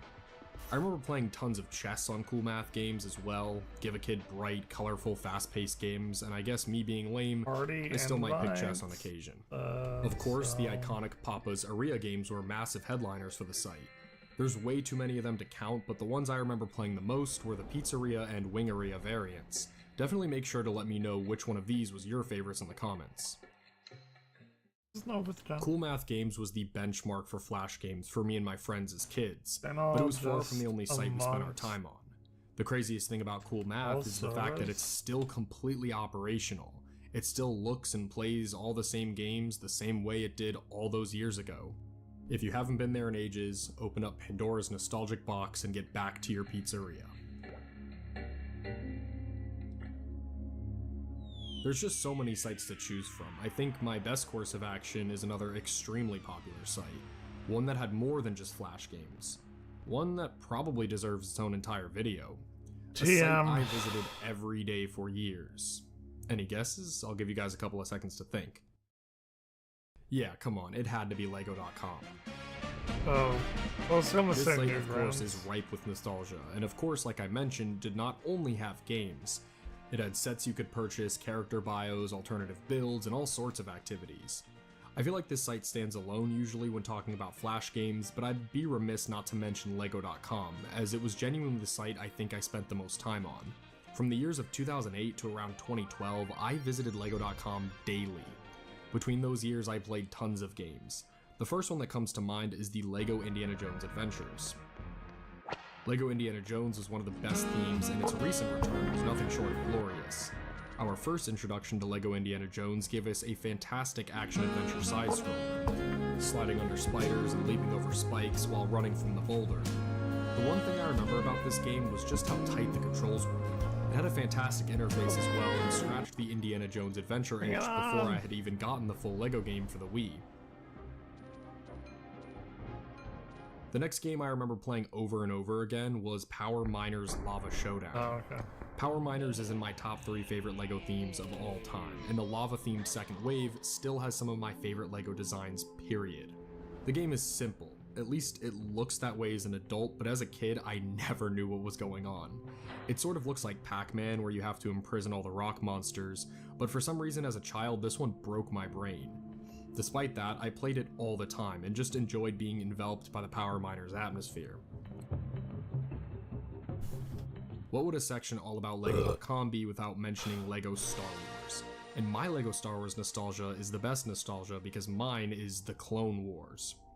Now technically the LEGO Clone Wars game I played over and over was not a Flash game, but I think we can all make an exception because the game, The Search for R2-D2, was just plain awesome. Like I said, this wasn't actually a Flash game, it ran in the Unity engine, and it was my first real experience learning that computers could play games similar to what I played on my consoles. In this game, you had awesome sprawling levels with 4 characters to choose from. I remember not getting very far, but even the tutorial world was awesome, battling along as Anakin Skywalker in a Separatist cruiser. Lego.com really hit the nail on the head when it comes to brand synergy. You'd have your Lego sets, Lego Star Wars old, sheets, but Lego kind of new, while playing some Lego Space Police Flash games. I wish we could spend more time here, but there's of course plenty more Flash games we want to get to. I am a huge Lego fan, and I know there's tons of you out there as well. Flash if you game want an stuff. entire video dedicated to Lego.com nostalgia, let me know in the comments. Hoist the flag. There was one more site that ruled my youth before we move on to talking about some of the random games we found scattered across the internet. That site, of course, being miniclip.com. Miniclip was my personal favorite Flash game site. It had it all. Side-scrollers, mine action is shooters, strategy, you name it. What was WikiWoo on? FreeArcade.com? I vividly remember my cousin showing me Miniclip, FreeArcade.com. and it blew my mind. My possible first gaming addiction ever had to be Raft Wars. In this game, you and your baby brother are harassed by Vikings, pirates, gangsters, and your next-door neighbors at the beach. There's only one way to enjoy your chill day off at the beach, and that's to have a raft ride. Shooting your water gun Stephanie blindly, completely competed against each other. Final victory. Super I poured dope. hours into this game as a kid, and just felt that the combat was so satisfying. I took a break while writing this segment just to go and play the game again, and man, it is still so satisfying and fun. It's incredible how the old saying, less is more, rings true for decades-old Flash games. Well, less is more. I vividly remember seeing advertisements for South Park and thinking it was an animated Raft Wars show. It definitely wasn't a coincidence that the characters in the game look similar, I'm sure. My dad had to assure me that South Park was definitely not a kid-friendly show about the adventures of Raft Wars. Dude, that's so fucking One of my other true loves as a child funny had to be Icebreaker. Icebreaker, just seeing the internet being described in this way puts so much into perspective. Wait, what? What happened? Hold on. Flash games. But this is a topic I'd love to Dude, revisit. I don't know what happened right there. So many classics. I was never a big fan of the Stickman style games, but I know those were extremely popular. Sites like Addicting Games and Newgrounds I used on occasion, but they were never my go-tos, and I wanted this video to be a bit more personal than usual. You may now think that my personal favorite picks are terrible or perfect, and that's exactly what I want you guys to use this comment section for. Gush about your memories and favorites that you haven't thought about in years, or games that you still play every day. If this does well enough and it's something you guys want to see more of, definitely comment down below and maybe your pick will be included in the next video. Let's get high off that Flash game nostalgia together. Dude, that's what we're doing here at 4 in the morning. God damn it.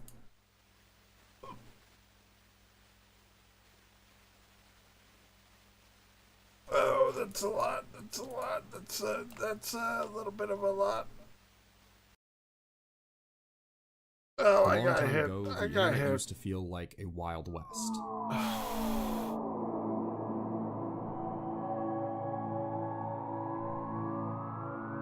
A place where you could discover anything and anybody. Back when the internet was a new technology, there was a ton of excitement towards it. It felt like entering a whole new world. People were so excited to explore and carve out their place in a whole new digital reality. As a result, websites were made. Electro Long emerges. before it became corporatized and monopolized, websites were mainly a place for hobbyists to design and create something dedicated to themselves or something they were passionate about. When you visit these sites today, they stand in such a stark contrast to what the internet has become. They felt optimistic, full of heart, and most importantly, they felt human.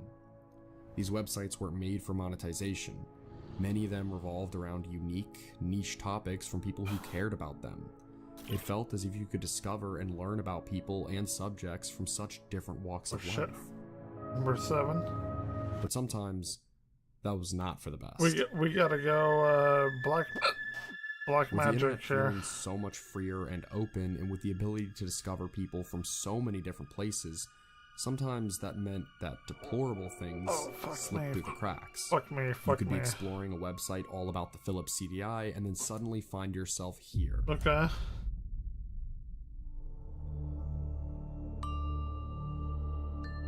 Cutoffmyfeed.com.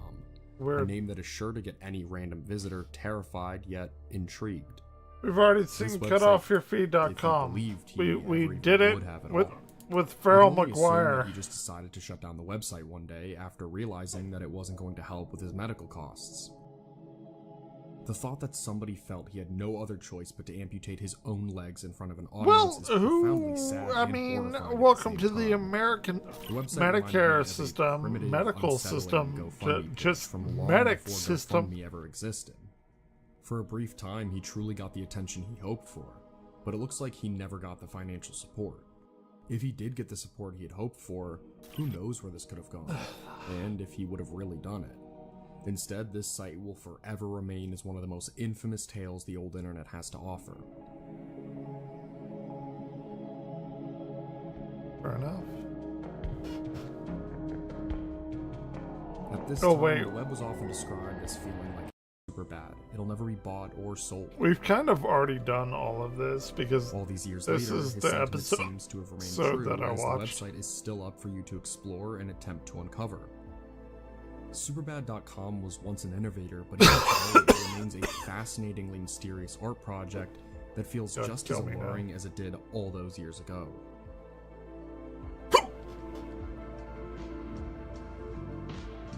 Maybe I'll lure 1 or 2 people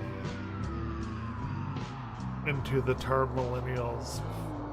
From the earliest days of the internet, people have used it as a place to document their thoughts. As a result, many old websites were personal blogs. There were also many websites that hosted blogs. When creating one, it was the poster's choice on whether to make them either as revealing or as secretive as they wanted it to be. On the surface, this website seems pretty standard. Fifth Nail was a blog hosted by Blogspot. At this time, what is it the wasn't Fifth uncommon Nail to and stumble why on does blogs it like exist? From behind a screen, you could get a sense of the life and psychology behind someone so far from your own. These early posts consistently mention his cat and also consistently mention a game this guy loved playing called Delta Force. However, just a day later, on January 5th, there was a giant alarming blog entry posted. It begins by stating that he has dedicated a lot of research towards studying sex offenders. In his words, he has researched why they do what they do, but more importantly, what it is that they do. He likens treating these people to treating drug addicts. He then says, "We instead berate the offender of how wrong and even monstrous their thinking is without giving them credit for having an honest, incredibly rational fucked thought. up. Instead of denying the truth and telling the offender they should do the same, if we want to help the victims, we have to help the offenders and recognize that they are victims too. They are victims of their own distorted views. In order to help the offenders, we have to recognize that the thinking that keeps them from seeing the hurt I'm an they've caused incredibly is the same as the thinking scientific that keeps us from seeing person, the and rationale I know behind their often denied exactly belief that they really did not hurt anyone. what is happening. Then he feels he needs to state a few things before continuing, namely that he is not actually a child predator, before stating that he was 16 when he committed his crime. I am he says not that a because of child his predator. family circumstances, he thought that what he did was normal and that everybody did it. I am just Then a he says that he regular spent 2 guy, years just in an trying to experimental treatment make it program through that has since day been by day. dismantled because of extreme failures. Failures that include people reoffending while still in the program, as well as more than one therapist offending while working with the patients. Due to numerous civil rights violations, this program, which was supposedly at Western State Hospital, I do not was like shut that. down. Finally, the blogger gets into what he sees as the moral of the story. The offenders in the program became disillusioned as they were instructed to use modified versions of the truth that would stand public scrutiny. While emphasizing truth and honesty, the therapists began instructing senior members in the program to refrain from certain terminology and treatment techniques that might be considered offensive. How sadly often that story is repeated in this world. I think it should be an underlying theme for the Fifth Nail website, how great ideas are invariably trampled by the masses. I'm Unfortunately so for us, the posts get way worse from here. I am so fucking dead. In his next post, he states that he went to adult jail when he was 17 and did not get out until he was 38, just a few years ago. In another post a few days later, he states that he has a camera mounted in his home to watch his cats and for security. Ever since my skeletons were front page news 3 years ago, I'm not just a little insecure. I have it rigged so when it detects a significant amount of motion, like someone walking into my living room, it will page my cell phone and take pictures. I can also access my webcam Can the Paladin revive? Cell phone to get a live, full-color picture of inside my apartment. This is also part of my paranoia about getting charged for some crime I know nothing about. I figure the more I document my day-to-day routine, the less chance someone has of saying I was someplace I wasn't. But it still doesn't give me any real sense of security because a crafty prosecutor can tear apart the best alibi. Those who may have stumbled upon this blog in the early 2000s... The Paladin in for the clutch? It starts by vaguely mentioning his skeletons that were front page news 3 years ago and seems extremely paranoid about getting charged for some crime he knows nothing about. Most of the following blog posts were once again about the dehumanization that sex offenders face and his frustration with how dishonestly criminals are treated in America. There was also a post about a neighbor of his who invited him for a movie and seemed to have feelings for him. I don't like On January 11th, realistic the blogger heard a knocking. knock on his door. A man's voice answered, police or something similar. I opened the door thinking it was an officer doing their annual harassment check. Instead, I found 3 officers in the hall, 2 men, 1 woman. One of the men addressed me and accusationally told me that I had better stop harassing women downtown because they know about me and I was being watched. He denies these claims the officers made before saying this at the end of the paragraph. I strongly believe that if the women had accused me of anything more serious than asking them out, I would have been arrested. I genuinely This blog has a lot of posts, and the rest of them seem to follow the themes of what we have seen. Lengthy paragraphs about the psychology of sex offenders and the unfair way in which they are treated, paranoia about the police showing up to his door, and lengthy accounts about prison life.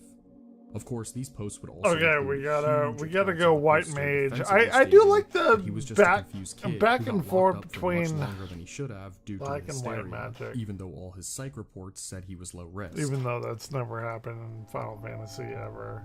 As time went on, these posts began getting more and more unhinged. But, fair enough. By the beginning of 2005, the posts looked like this. Are the police spying on me? My laptop has been acting strange lately. Seems I keep getting reinfected with spyware-type viruses. I finally found the hole and plugged it, but now today I get a rejection notice in my email box for an email I never sent. The rejecting server is located in the same city I was being investigated out of this summer. In April of 2005, the most horrifying post yet would be posted. He says that he's been accused of abusing a little boy. Once again though, he says he couldn't possibly do it because after all, he is not a child predator. Well, I'm not a psychopath either.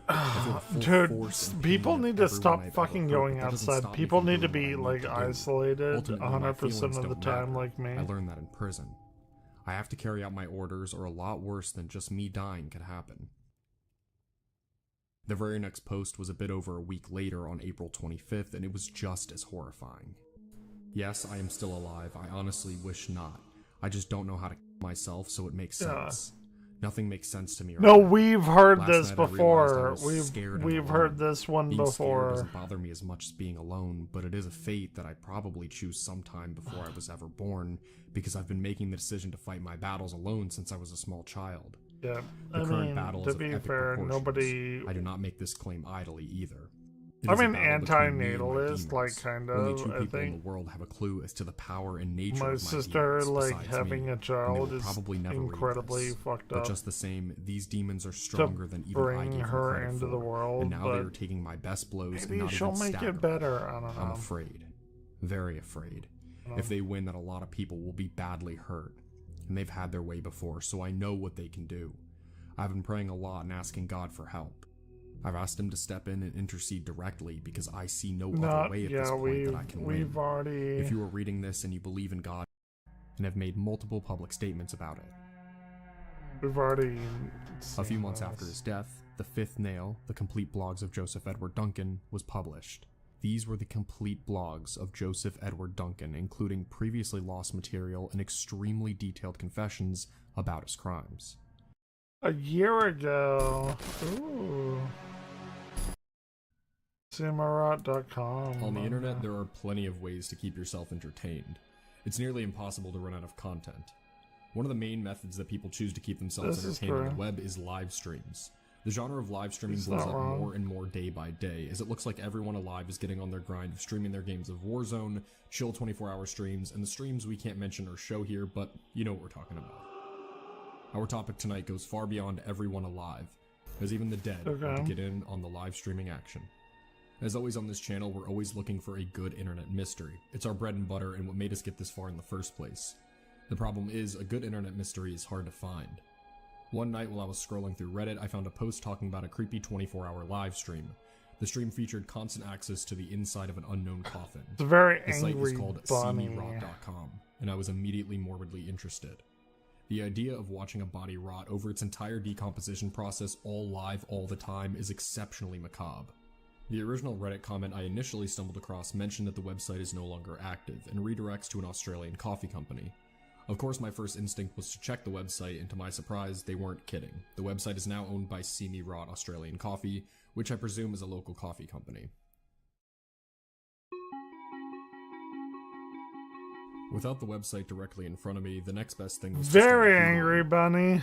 My first step was to Google the name Seemyrot. I remember. That yielded some interesting results. A lot of the comments are modern Reddit posts talking about it, with nothing major to be found in them. The most common comment I saw was people simply remembering its existence. However, I did manage to find some forum posts from when the site was still active that shed some more light on the website. One of the main websites I found is a forum board from 2004 on straightdope.com. The OP basically is asking the same thing that I am, of, is it real? However, since this was from when the website still existed, the information they have is better than what we have. According to OP, the website had a disclaimer about the body being a woman in her 30s. Most of the comments under this post are guaranteeing the OP that this whole thing is definitely a hoax, and that the supposed livestream is just a gif. One of the comments also mentioned that if the corpse was there for a year under the lighting that it's under, it would look way worse than the way it does, which helps me determine when this website may have opened up. That mention also sets the date of Seemyrot starting around 2003. However, Straight Dope was far from the only forum website talking about Seemyrot.com. A forum on bookcrossing.com from 2006 also has a series of posts about See Me Rot, unveiling some more interesting results. And these posts were also happening as the website was still actually up. Fuck me. The main post in this thread mentioned somebody who enough. knows a police officer, and one of the other guys working with this officer actually knew about the site See Me Rot. When discussing the possible legitimacy, like, I need to go to bed or to sleep sleep by 6. It doesn't end there though, as on the other side of things, a reply Totally to this won't post mentioned happen, how her but, head was really red/pink, probably too much so.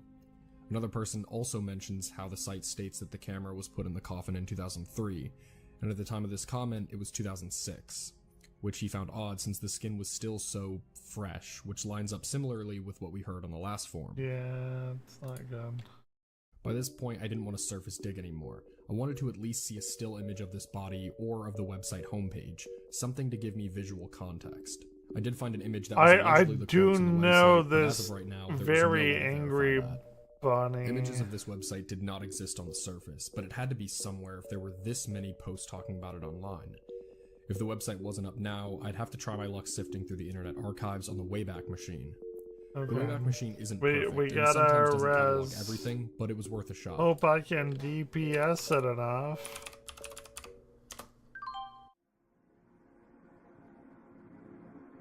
The first results on the Wayback Machine go all the way back to 2003, which would line up with what we have learned. The link on the Wayback Machine worked really well, and we are clearly able to see the front page of See Me Rot. In the corner of the page, we can see an image of the live stream, which does not look like the one that was floating around Reddit and other places at on the least web. some damage. We also get to see a live foot cam of the corpse, which was never mentioned on any forum or comment I saw regarding the website, so I'm assuming that it didn't make it as far as the headshot of the corpse and was removed shortly after. The top of the page also features ads for adult entertainment, which was fairly common around the internet, especially back then. This very first screenshot also gives us an explanation on what exactly See Me Rot is. Welcome to SeeMeRot.com. This site is dedicated to all who have gone before us. 2 months ago, we attached the world's first live coffin cams to the interior of our subject's casket. This was done after friends and family had seen the deceased for the last time. We then traveled over 2,000 miles with the casket to the family's chosen burial place, undisclosed to protect the gravesite. Having arrived at the graveyard, a small ceremony was held, after which the final preparations were made to our transmitting hardware and lighting units. All went according to plan, and the casket was lowered just after lunchtime, April 15th, 2003. Cam tests were carried out at the site, and the grave was sealed. We then set off back to our office in the heart of Seattle. From our base in Seattle, we control light and refresh rate of the camera equipment. We are working on a lighting problem 8503. Please bear with us. We trust that you find SeeMeRot.com a fascinating place to visit over the coming months. We anticipate a final transmission on or around July 2004, due to decomposition of the casket and ultimate cave-in of the staging area. Thanks for stopping by, and be sure to check out the archive photos in flip movie format every month. Should you wish to discuss plans for your own coffin cam for family and friends, please contact us for pricing details. Hey, we did it. Yeah. The entire thing is extremely eerie. The way it discusses the corpse like a prop and happily encourages people to message them to join the coffin cam's movement. Wildly enough, the Wayback Machine has pages and pages of See Me Rot's website. And with all of this, it doesn't seem to be as mysterious as initially thought. It would be impossible to go through every single page and discuss it ad nauseum. I wanted to see some sort of a natural progression of the website, so the next year I chose go through all 3, which would give it here we are time to come into its own, and maybe it would even feature that infamous picture that floated around. The 2005 screen grab doesn't look too different from the original, but it does actually have the image we've seen before. This easily solves where the image came from, which is a relief. It is genuine to SeeMeRot.com. The text is less important this time around, as I believe it just updates what's been happening in the website's lifespan. What absolutely stands out is that the picture on the front page corner, it's still moving. I saved the image on my phone, and yeah, it was refreshing a live stream, which confirms this entire website is completely fake. I may have believed it just for a second, but from the start of it, all I ever saw were mentions of the website alongside people calling it out. Like we saw, the people across the internet rarely believed this, not even 2004, only a year after it appeared. It looks like everyone across the internet wasn't kidding when they said they weren't buying the coffin cam. But even with all this information, I'm still not completely satisfied. From the beginning, I was told the whole thing was an internet tourist trap, and now that I'm here, all the warnings still make me want more information. What was the point of the website since it isn't what it claimed to be? Even if it's not a corpse, who is the person in the GIF? I decided to keep looking deeper to see what I could find, and stumbled across a website called hoaxes.org, a site where plenty of infamous What internet is that? hoaxes are tracked and Hoaxes. debunked for Okay. everyone, and they actually discuss See Me Rot. This article ironically also was published in 2004, and it discusses pretty much everything what we know now. The article puts a heavy emphasis on the adult ads in the corners, which I initially ignored as just a weird internet website staple. This person's theory is that Oh, the we ads are can there get for a more specific reason. 375 here. Either it was an Okay. easy sponsor, or the Okay. ads directed to the creator of the website's very What do we own adult want? entertainment An page. earring This of article even goes the casting? extra mile of determining what address the website was Sure. registered under. I'm not going to show the address, but it adds the we can adult get the entertainment value earring. greatly. The address leads to a district of Do stores and you companies all guys dedicated have to an adult earring? entertainment. It mentions there isn't a specific suite of the any business, but since it's surrounded by other adult shops, amount? using deductive reasoning and a little bit of assuming, it's safe to say that this website Oh, was indeed shit. just a really strange way to sell the creators adult entertainment. Whether or not it featured them, was directed by them, or just sold by them, I'm not Choker. sure. Is it possible this article is reading too far into the little ads that line the top of the website? I'd say it's possible to an extent, but even with the small amount of research they were able to do into this site, it seems like this is the most plausible theory. The why of this is probably what? more confusing if it did so happen that the website was designed to sell adult entertainment. Do rotting corpses make people want to buy that kind of stuff? Honestly, I've seen enough strange stuff on the internet that I genuinely don't want the answer to that question. A question that does remain unanswered is the identity of the person in the role of corpse. The website claims that the corpse is a woman, and it definitely fits that bill from the one shot of it we have. I reverse image searched this to death and looked through Okay. dozens more articles Okay. and posts about this online and Fair have not enough. found a solid answer. Most of these posts aren't concerned with the identity of the corpse due to the fact that the website's concept itself tends to draw the most attention. Here at the channel, we want every question answered, and unfortunately, this one seems like it will remain a mystery. My theory, and the one that seems the most plausible, is that it's just a friend of the creator. Maybe it's an adult actress that knew the creator, if that last theory is actually what's going on here. The truth is, I have no clue who this could be, and I don't think we will ever decipher their identity. Another big question of this entire endeavor is just what happened to SeeMeRot.com? Where did it go and why? Using the trusty Wayback Machine, it looks like in 2013 is when See Me Rot as its original concept stopped being updated. It lasted around 10 years and didn't seem to fool too many. The first website it redirects me to in 2013 is a forum board called omg69b.com. The archive was corrupted and I wasn't able to see exactly what was happening, but it marked the end of See Me Rot. Scrolling through the years past 2013, it looks like the See Me Rot URL was used for plenty of adult entertainment sites judging by their names. At one point in 2014, it was registered under undieguys.com. One of the links tried to take me to a pop-up A adult pair site, of and that happened bygone multiple different brass times. earrings These don't was fully prove the pasted. theory of the site being a gateway for this stuff. It could just be that the creator decided not to renew the license, and the only people that wanted it were adult entertainment sites. But I presume it is possible a few of these smaller sites could have been run by the See Me Rot creator if their adult background is the 752, truth. baby. Let's go. We actually advanced our level 100 character quite a bit. This was the story of an incredibly fascinating internet tale. This website was certainly one of the strangest things I've seen online in a while, and created a journey across the web that I was not expecting at all. SeeMeRot.com just feels so old school internet with the concept, web design, and all around strange feel. That would make sense because it genuinely is from the dawn of the accessible internet. It feels like something my friend would have shown me on the bus going home from middle school. It has that urban legend / internet hoax vibe down perfectly. If I was a kid around this time and knew about it, it surely would have freaked my friends and I out, and we most definitely would have checked back constantly to, well, see them rot. A lot of these articles were extremely quick to call out the website as a hoax, but I wonder just how many people were really fooled by this experiment.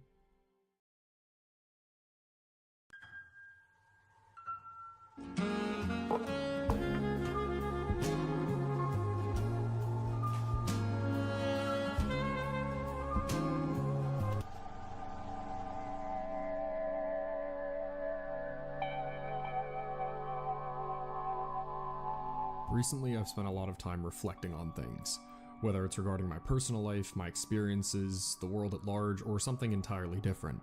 It feels like I've been even more introspective than usual. When it comes to all this, one of the main things I've been reflecting on so much is just simply the internet as a whole.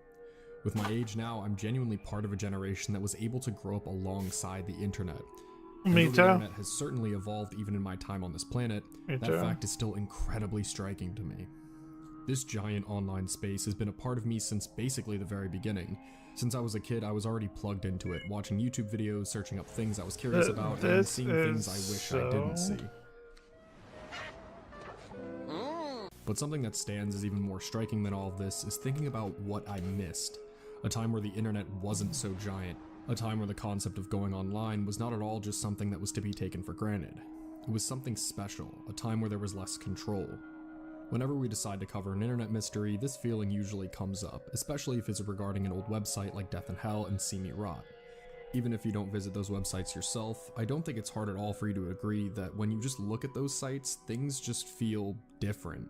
Even though those places are incredibly disturbing and strange, somehow still despite that, I'd find myself getting so envious of the time where the majority of the websites looked like that. Even though I've been exposed to the internet for as long as I can remember, that was not something that I could ever experience, but I wish I could have. But what if there was a way?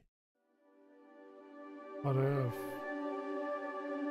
Thankfully, today there do exist many archival sites, one of which even being called the Old Net, in places like the Wayback Machine, essentially giving you the ability to take any existing website and see what it looked like all those years ago. But there's one place that takes these possibilities even further. Today there exists a site called Wibby.org, which is a very special ability. We know about Wibby indexes Wibby, sites right? that do not use JavaScript. The programming language that is stunning 98% should use Wibby, right? Like of all websites in the world use today. Whatever. To add on to this, Wibby also has the ability to randomize and send you to a completely random website. Again, due to just how common JavaScript is, when it randomizes and sends you to a website, it will almost always be someplace that is ancient by internet standards. Places from long before the internet was monetized or commercialized. Places that I'd always longed to see, but now in a way, I can. That's pretty much what this video is going to be about. As you can tell, it's very, very different than usual, but basically what I wanted to do here was live up to the title and just explore the old internet. Something even more exciting about this is due to the fact that not every old website was as bombastic as a See Me Rot or a Death and Hell. In taking this journey that we are about to foray in, maybe you will find that there are some true takeaways that we can make regarding the internet as a whole, and even some deeper things to ponder. Without further ado, let's simply get started. Tonight, we're just going to explore the old internet and see what things looked like, at least in as close of a way we can see these days.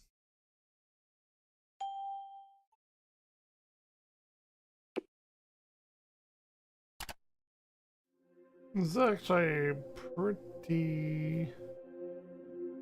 The very first site I landed on was titled Ray's Random Birdie Info. Seems simple enough, and well, it is.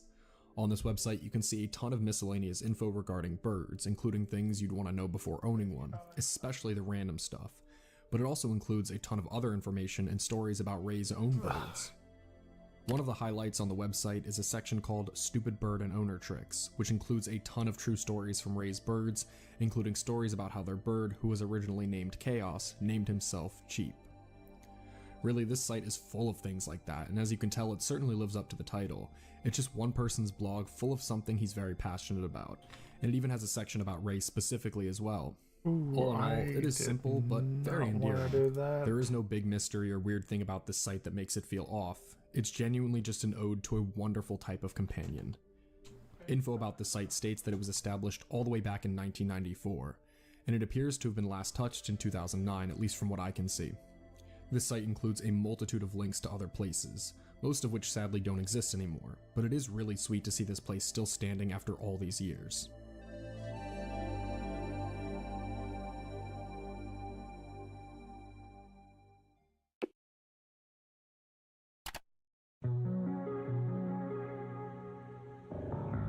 For our second site, here is Internet Explorer is Evil. This is exactly the type of thing I hope to find too, because look at these animations. Anyways, as you can tell, it very much lives up to the title, giving a plethora of reasons as to why this would be the case. The poster was calling it bloated, invasive, and it even began mentioning how this type of behavior is going to lead Microsoft to monopolize the entire internet. However, it doesn't end here. There is a humor section that makes a ton of tongue-in-cheek jokes about Internet Explorer. And Netscape Navigator could have been the craziest of all, it is still being updated to this day. From the time of recording, there was an update as recently as November, and all these years later, it truly doesn't look like much has changed. These rants are full of more cynicism regarding the internet, except of course for the modern day. There's complaints about the sluggish nature of Windows 11 and other things such as how this user can't support Google anymore. There's information about the creator of the website as well, with a section featuring even more strong opinions about stuff.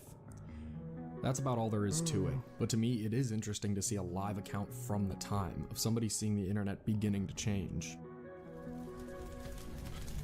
Pretty dope, actually.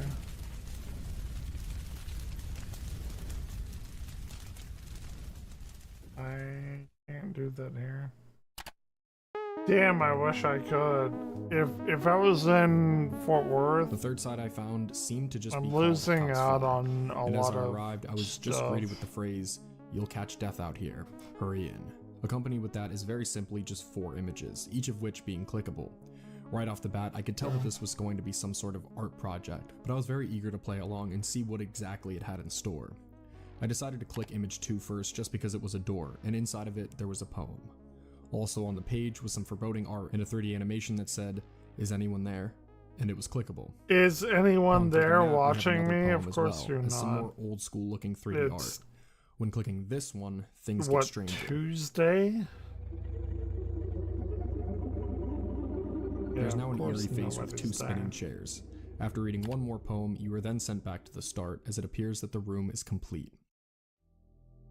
The rest of the room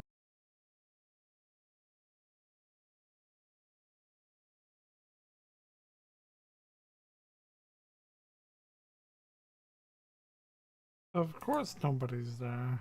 take a Nobody's similar there. route, as they all have strange art and poems. One of the ones that really stood out to me was this one.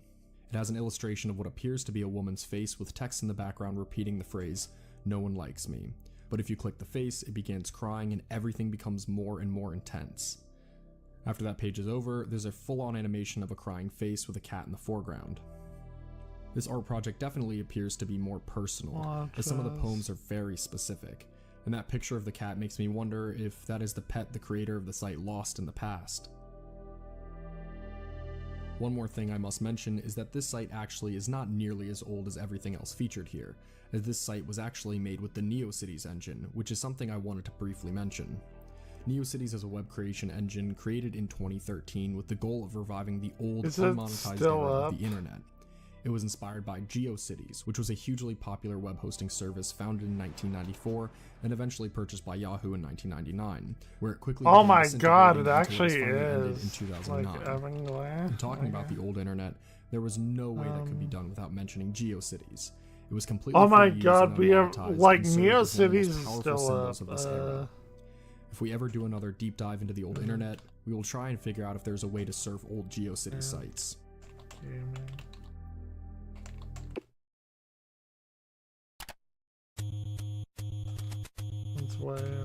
Next up, I found something much more simple, a shrine to the NES game Kid Icarus, as the site itself says.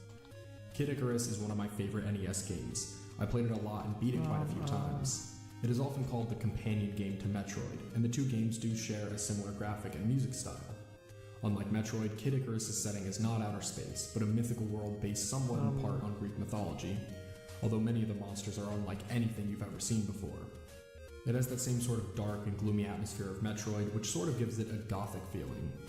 Kid Icarus is also one of the most difficult games for the NES. This shrine is meant to showcase one of my favorite and most unusual games. And that's exactly what the site does. Dude, There's a I section am all about the characters, the enemies, music, and there are even sections about fan art. Once again, similar to the first site, it's heartwarming to see a place created by one person just showcasing a singular passion. And speaking of singular passions, let's check out Jeff's Robots, a place where Jeff is clearly very passionate about robots as he seeks to collect them. You can tell this one is old too, because not only does it have a copyright from 1997, it also says that this site is best at an 800 by 600 resolution. It also features more very, very charming 3D animations, one of my favorite staples that some of these old websites used to have. The collection of robots truly does seem to be vast too.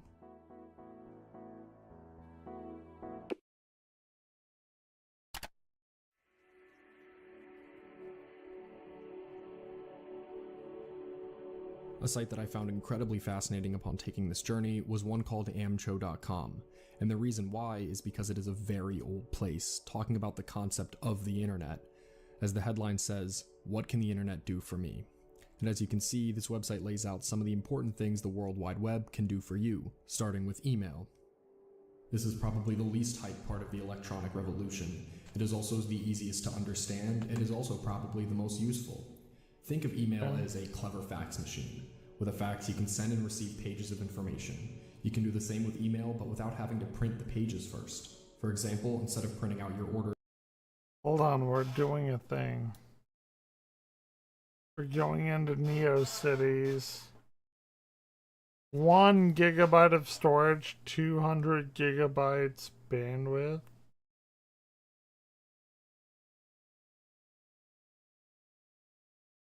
Okay, we'll see how much my... Okay, let's see how much my Gmail has gotten me.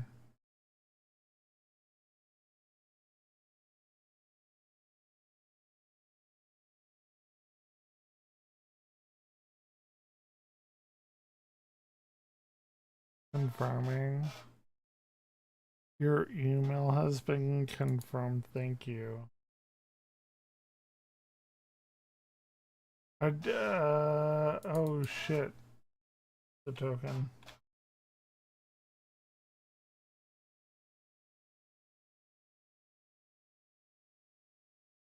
I think NeoCities is what I wanted Web.1 1.0 to be.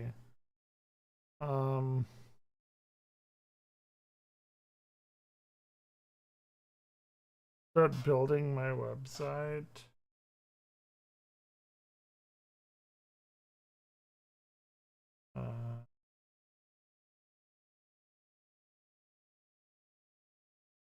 Click on the index HTML to edit your homepage. Once you make your changes to your website, we'll begin.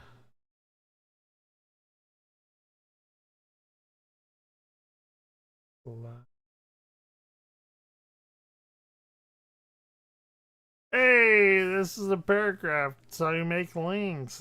Dude, this is like late 90s shit.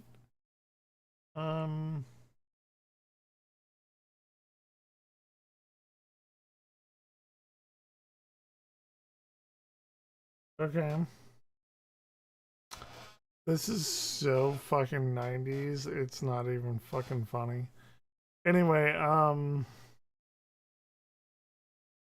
we will add this to our bookmarks. Done. And I will be right back because I have to piss.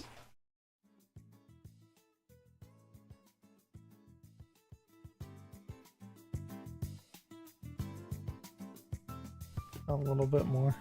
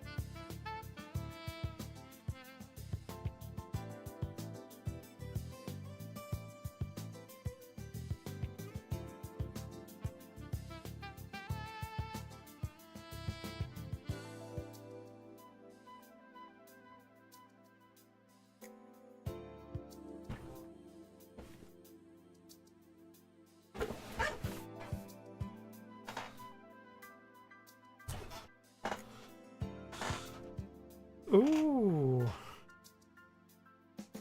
Okay.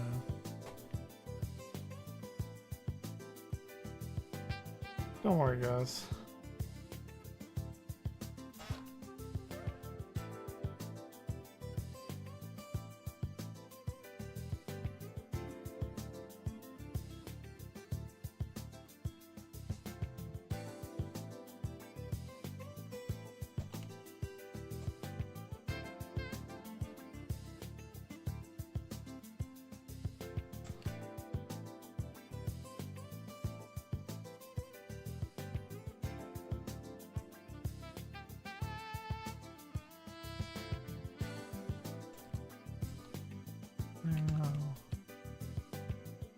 Down.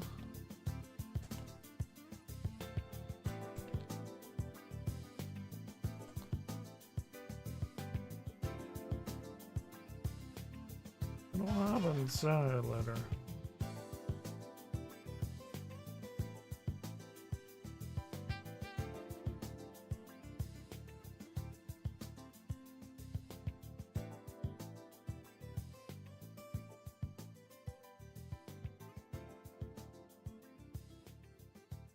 I think, like,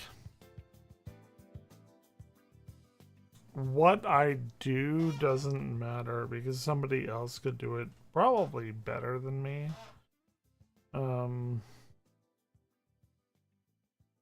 Just saying. Evanglair.neocities.org is a place. We will iterate on it. I think it'll be a fun time. Like we'll do that tomorrow, maybe. I don't know. The message can be emailed, not to a public fax machine, but directly to the person who will deal with your order. When you receive an email, rather than having to rekey all the information, I have about an hour left. All you need to do is copy and paste it into any other application, such as a report in a word processor. Email messages can be forwarded to whoever needs to deal with the message next. Everyone and then talks more about the internet and websites as a whole. NeoCities. So it wasn't worth it. All the large companies would not be there. The larger companies are there because they can see a possible source of profit and are afraid of missing out on the bonanza. There are many stories of websites that are making a fortune. Why is OfferSoft should be just taken with a pinch of salt? The sites that are probably making money are those selling.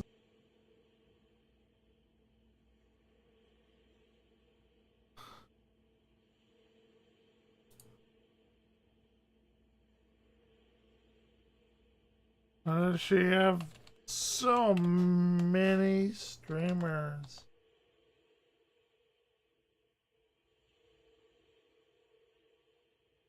Watching more than there is you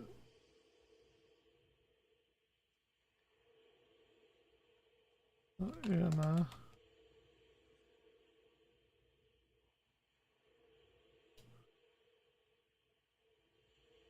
Like I've been doing this 10 years. One.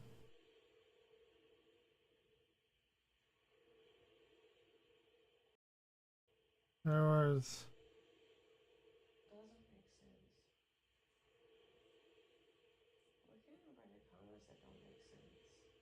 Interviewers.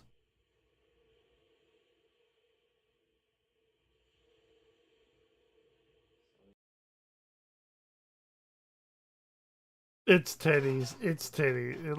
Like we all know it's titties. Is it titties? It is.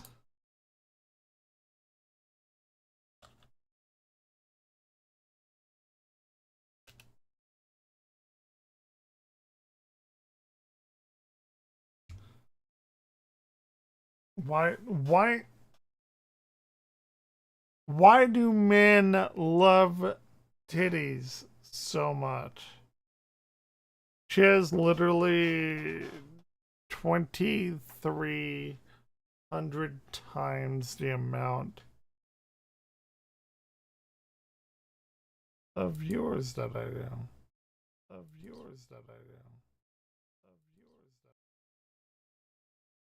I have one people in here. It is 23. Big titties. We love them. Nobody's saying that we don't. Orator!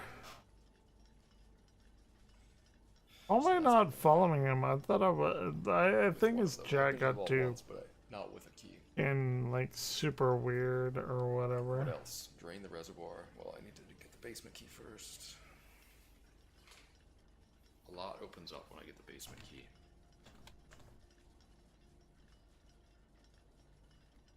A lot opens up.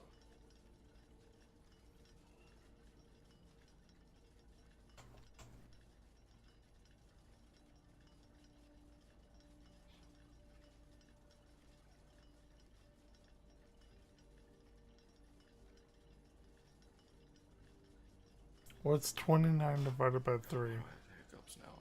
Something like 9 something. Like, there's no fucking way. Pack of 6? 39? I wonder if there is a way to speed up time here. 39 divided by 6. What is that, dude? Like if you were to turn these gears fast or something. It's actually $6. Like, I don't know. Is that like a good deal? Kraft pimento spread.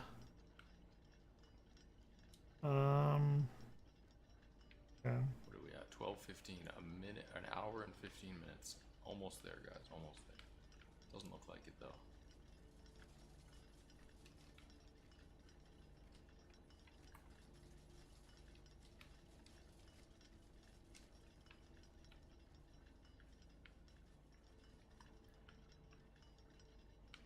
Orator lived like less than 5 minutes away from where I lived. This story. It is nearly 5 o'clock in our nonsense.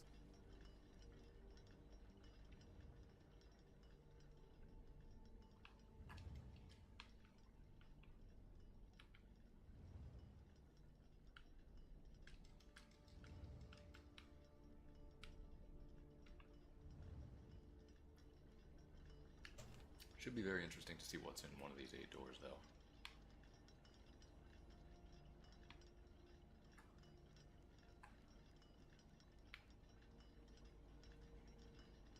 Also nice that I can just get down there anytime. Although, yeah. Yeah, anytime, I think. I just have to not. I have to make sure I know where the elevator is.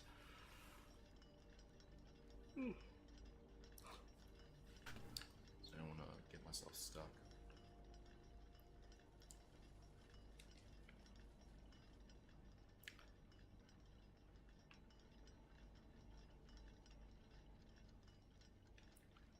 Also, it's interesting. I guess the basement is outside the house, so once I unlock the basement key, it should be forever.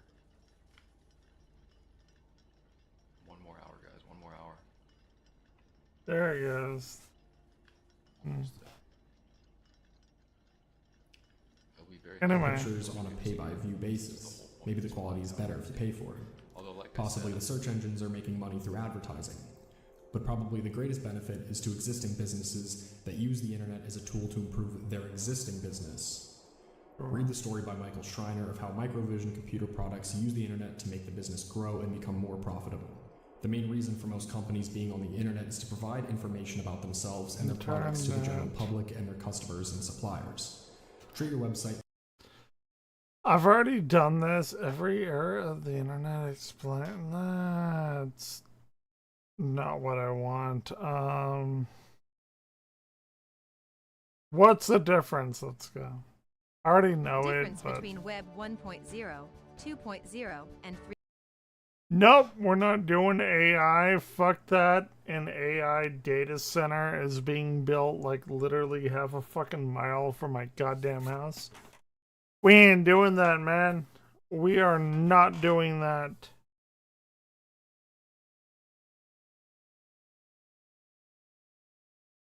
Okay.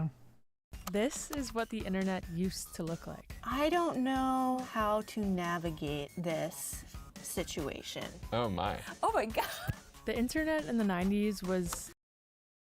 The internet in the 90s was done by people who had souls. intimate, unfinished, chaotic. Everything on here is animated very fast. I mean, when I close my eyes at night, this is what I'm gonna see. But whether you Sure. love it or hate it, the early web is disappearing. How the fuck can you hate it? Fast. Can I click on it? Do you love Twitter? Do you love actual Facebook?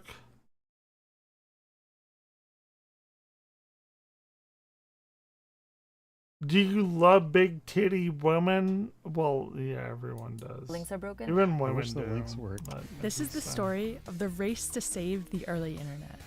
And it's not just about preserving history.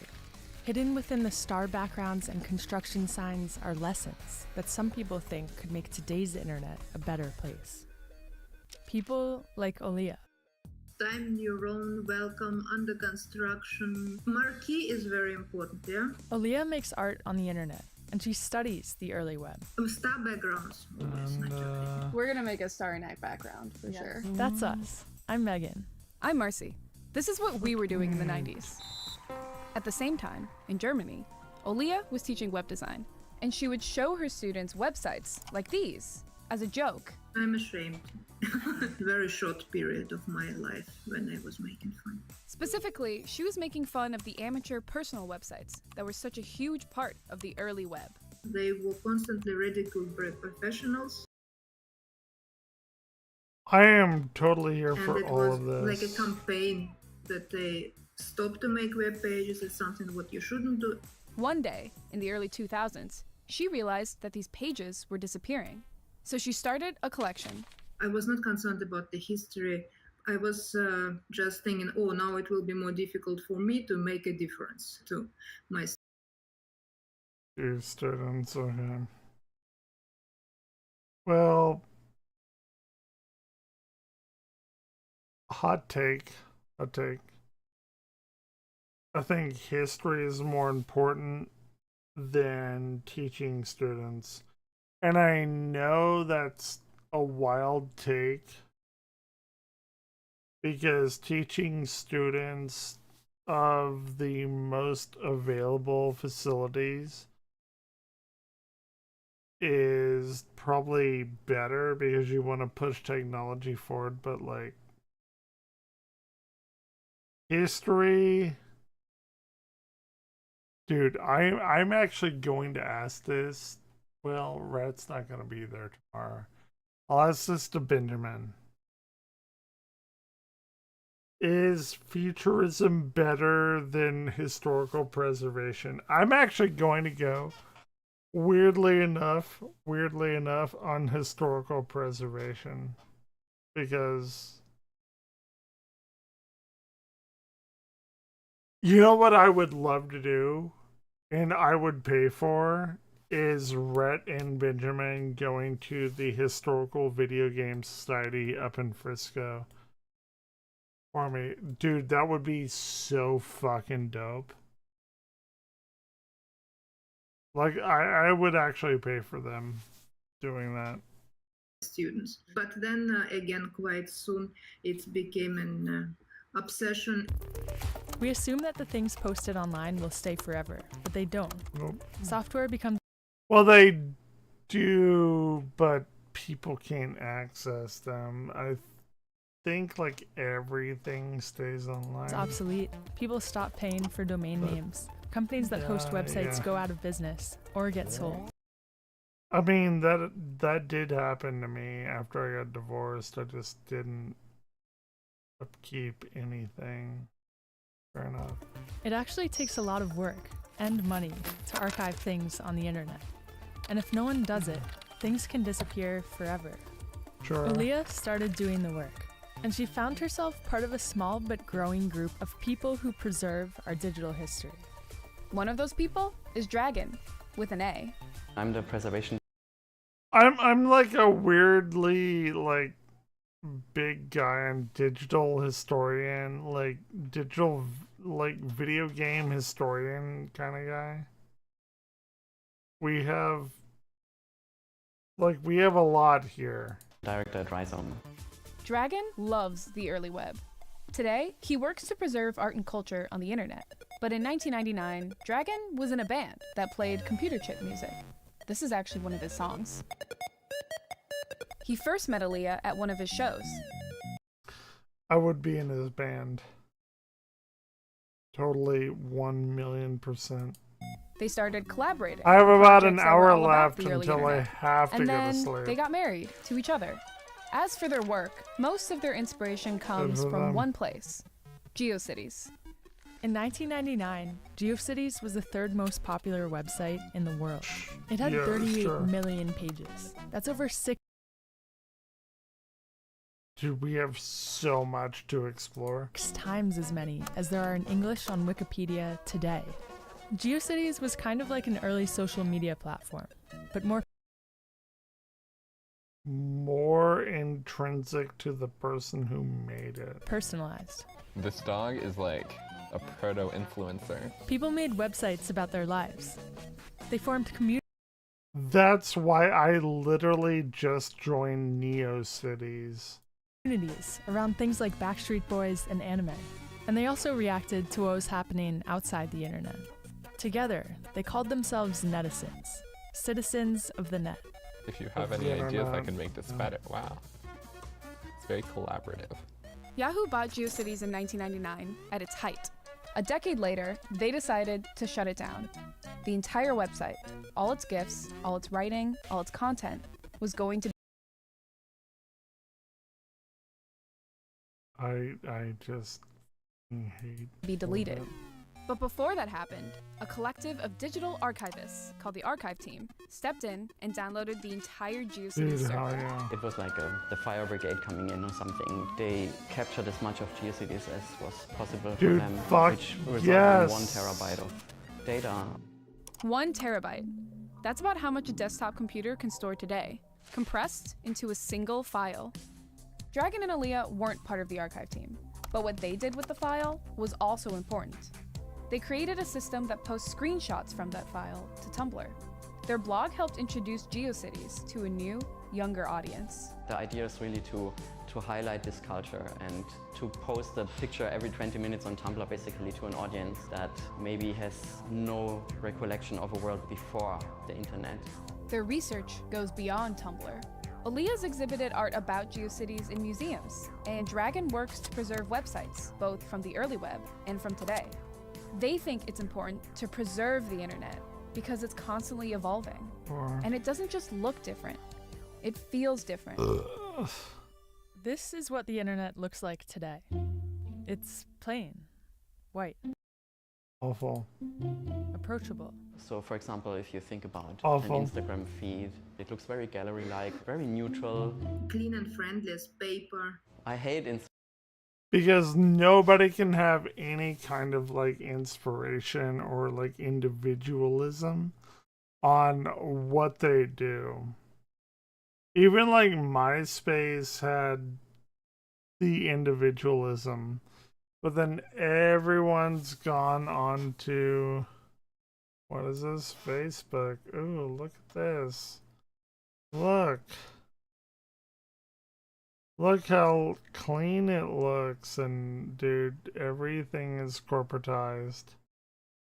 Like, how I scroll. I just want like everyone to have like a good life. Like, I'm not MAGA or progressive or anything.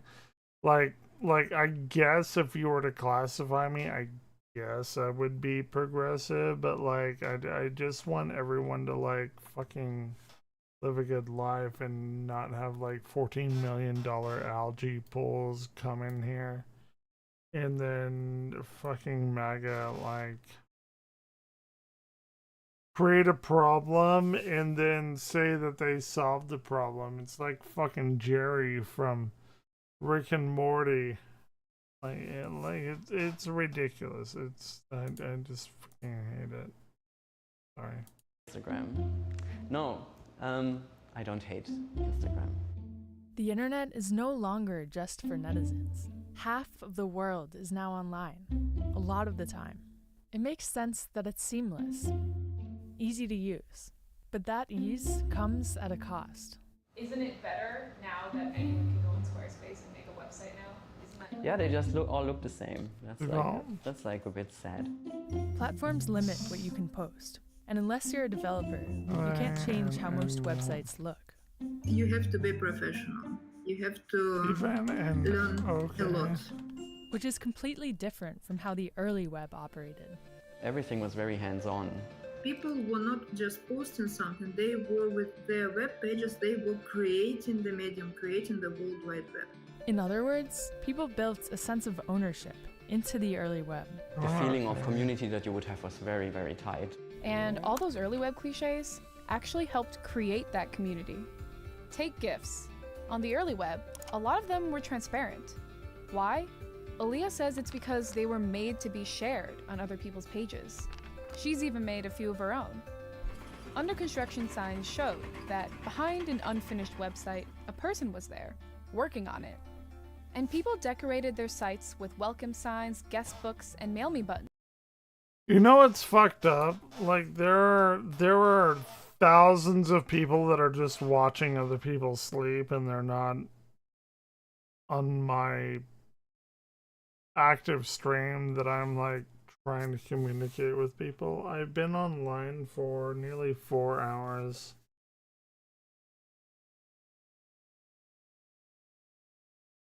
No. Fucked up is that there are 1,000 people watching other people sleep on Twitch, but I've been for nearly 4 hours and not a single person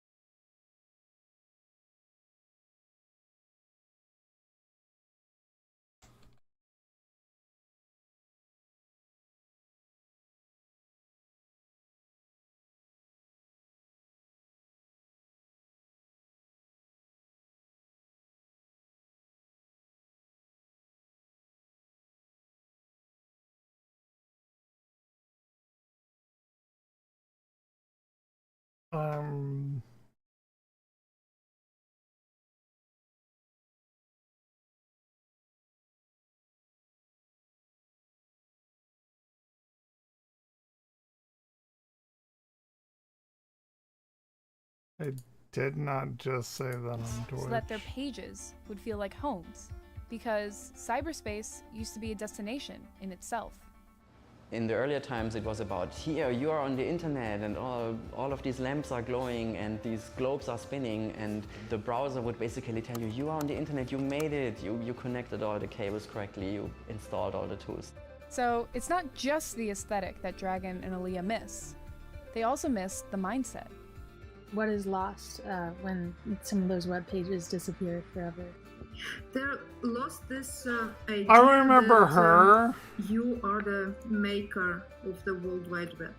I mean, it looks silly with the backgrounds and the flash animation and the weird colors, but you do see personality there that is missing from the modern internet.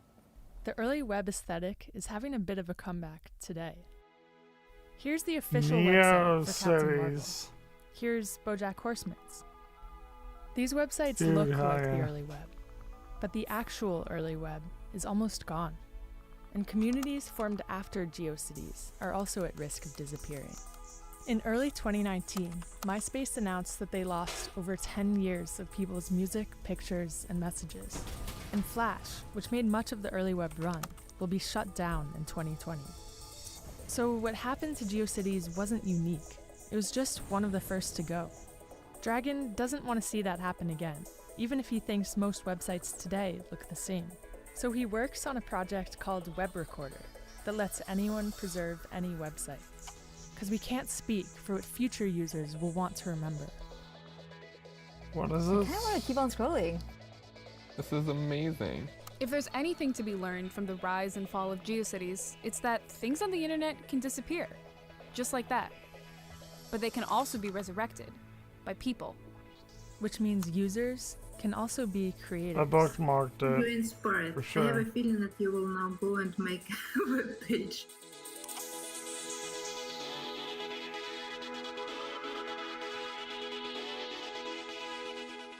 If you liked this video, you'll probably like being a Quartz member.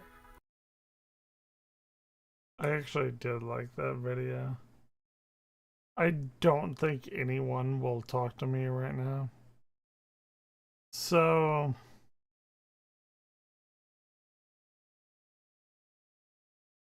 the dead internet iceberg, dead browser. Like all of these things, like the old internet, big tug. Well, I've already watched that, but I'll watch it again. Yeah, 100%. I will totally watch that. You'll get access to exclusive videos and a daily education on the forces rewriting the global economy. Sign up here for a free trial. Dead browser is still powering the web. Before the days of Google.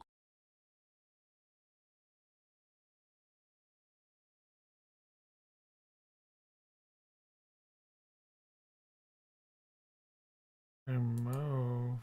No. We want to add it. Anyway.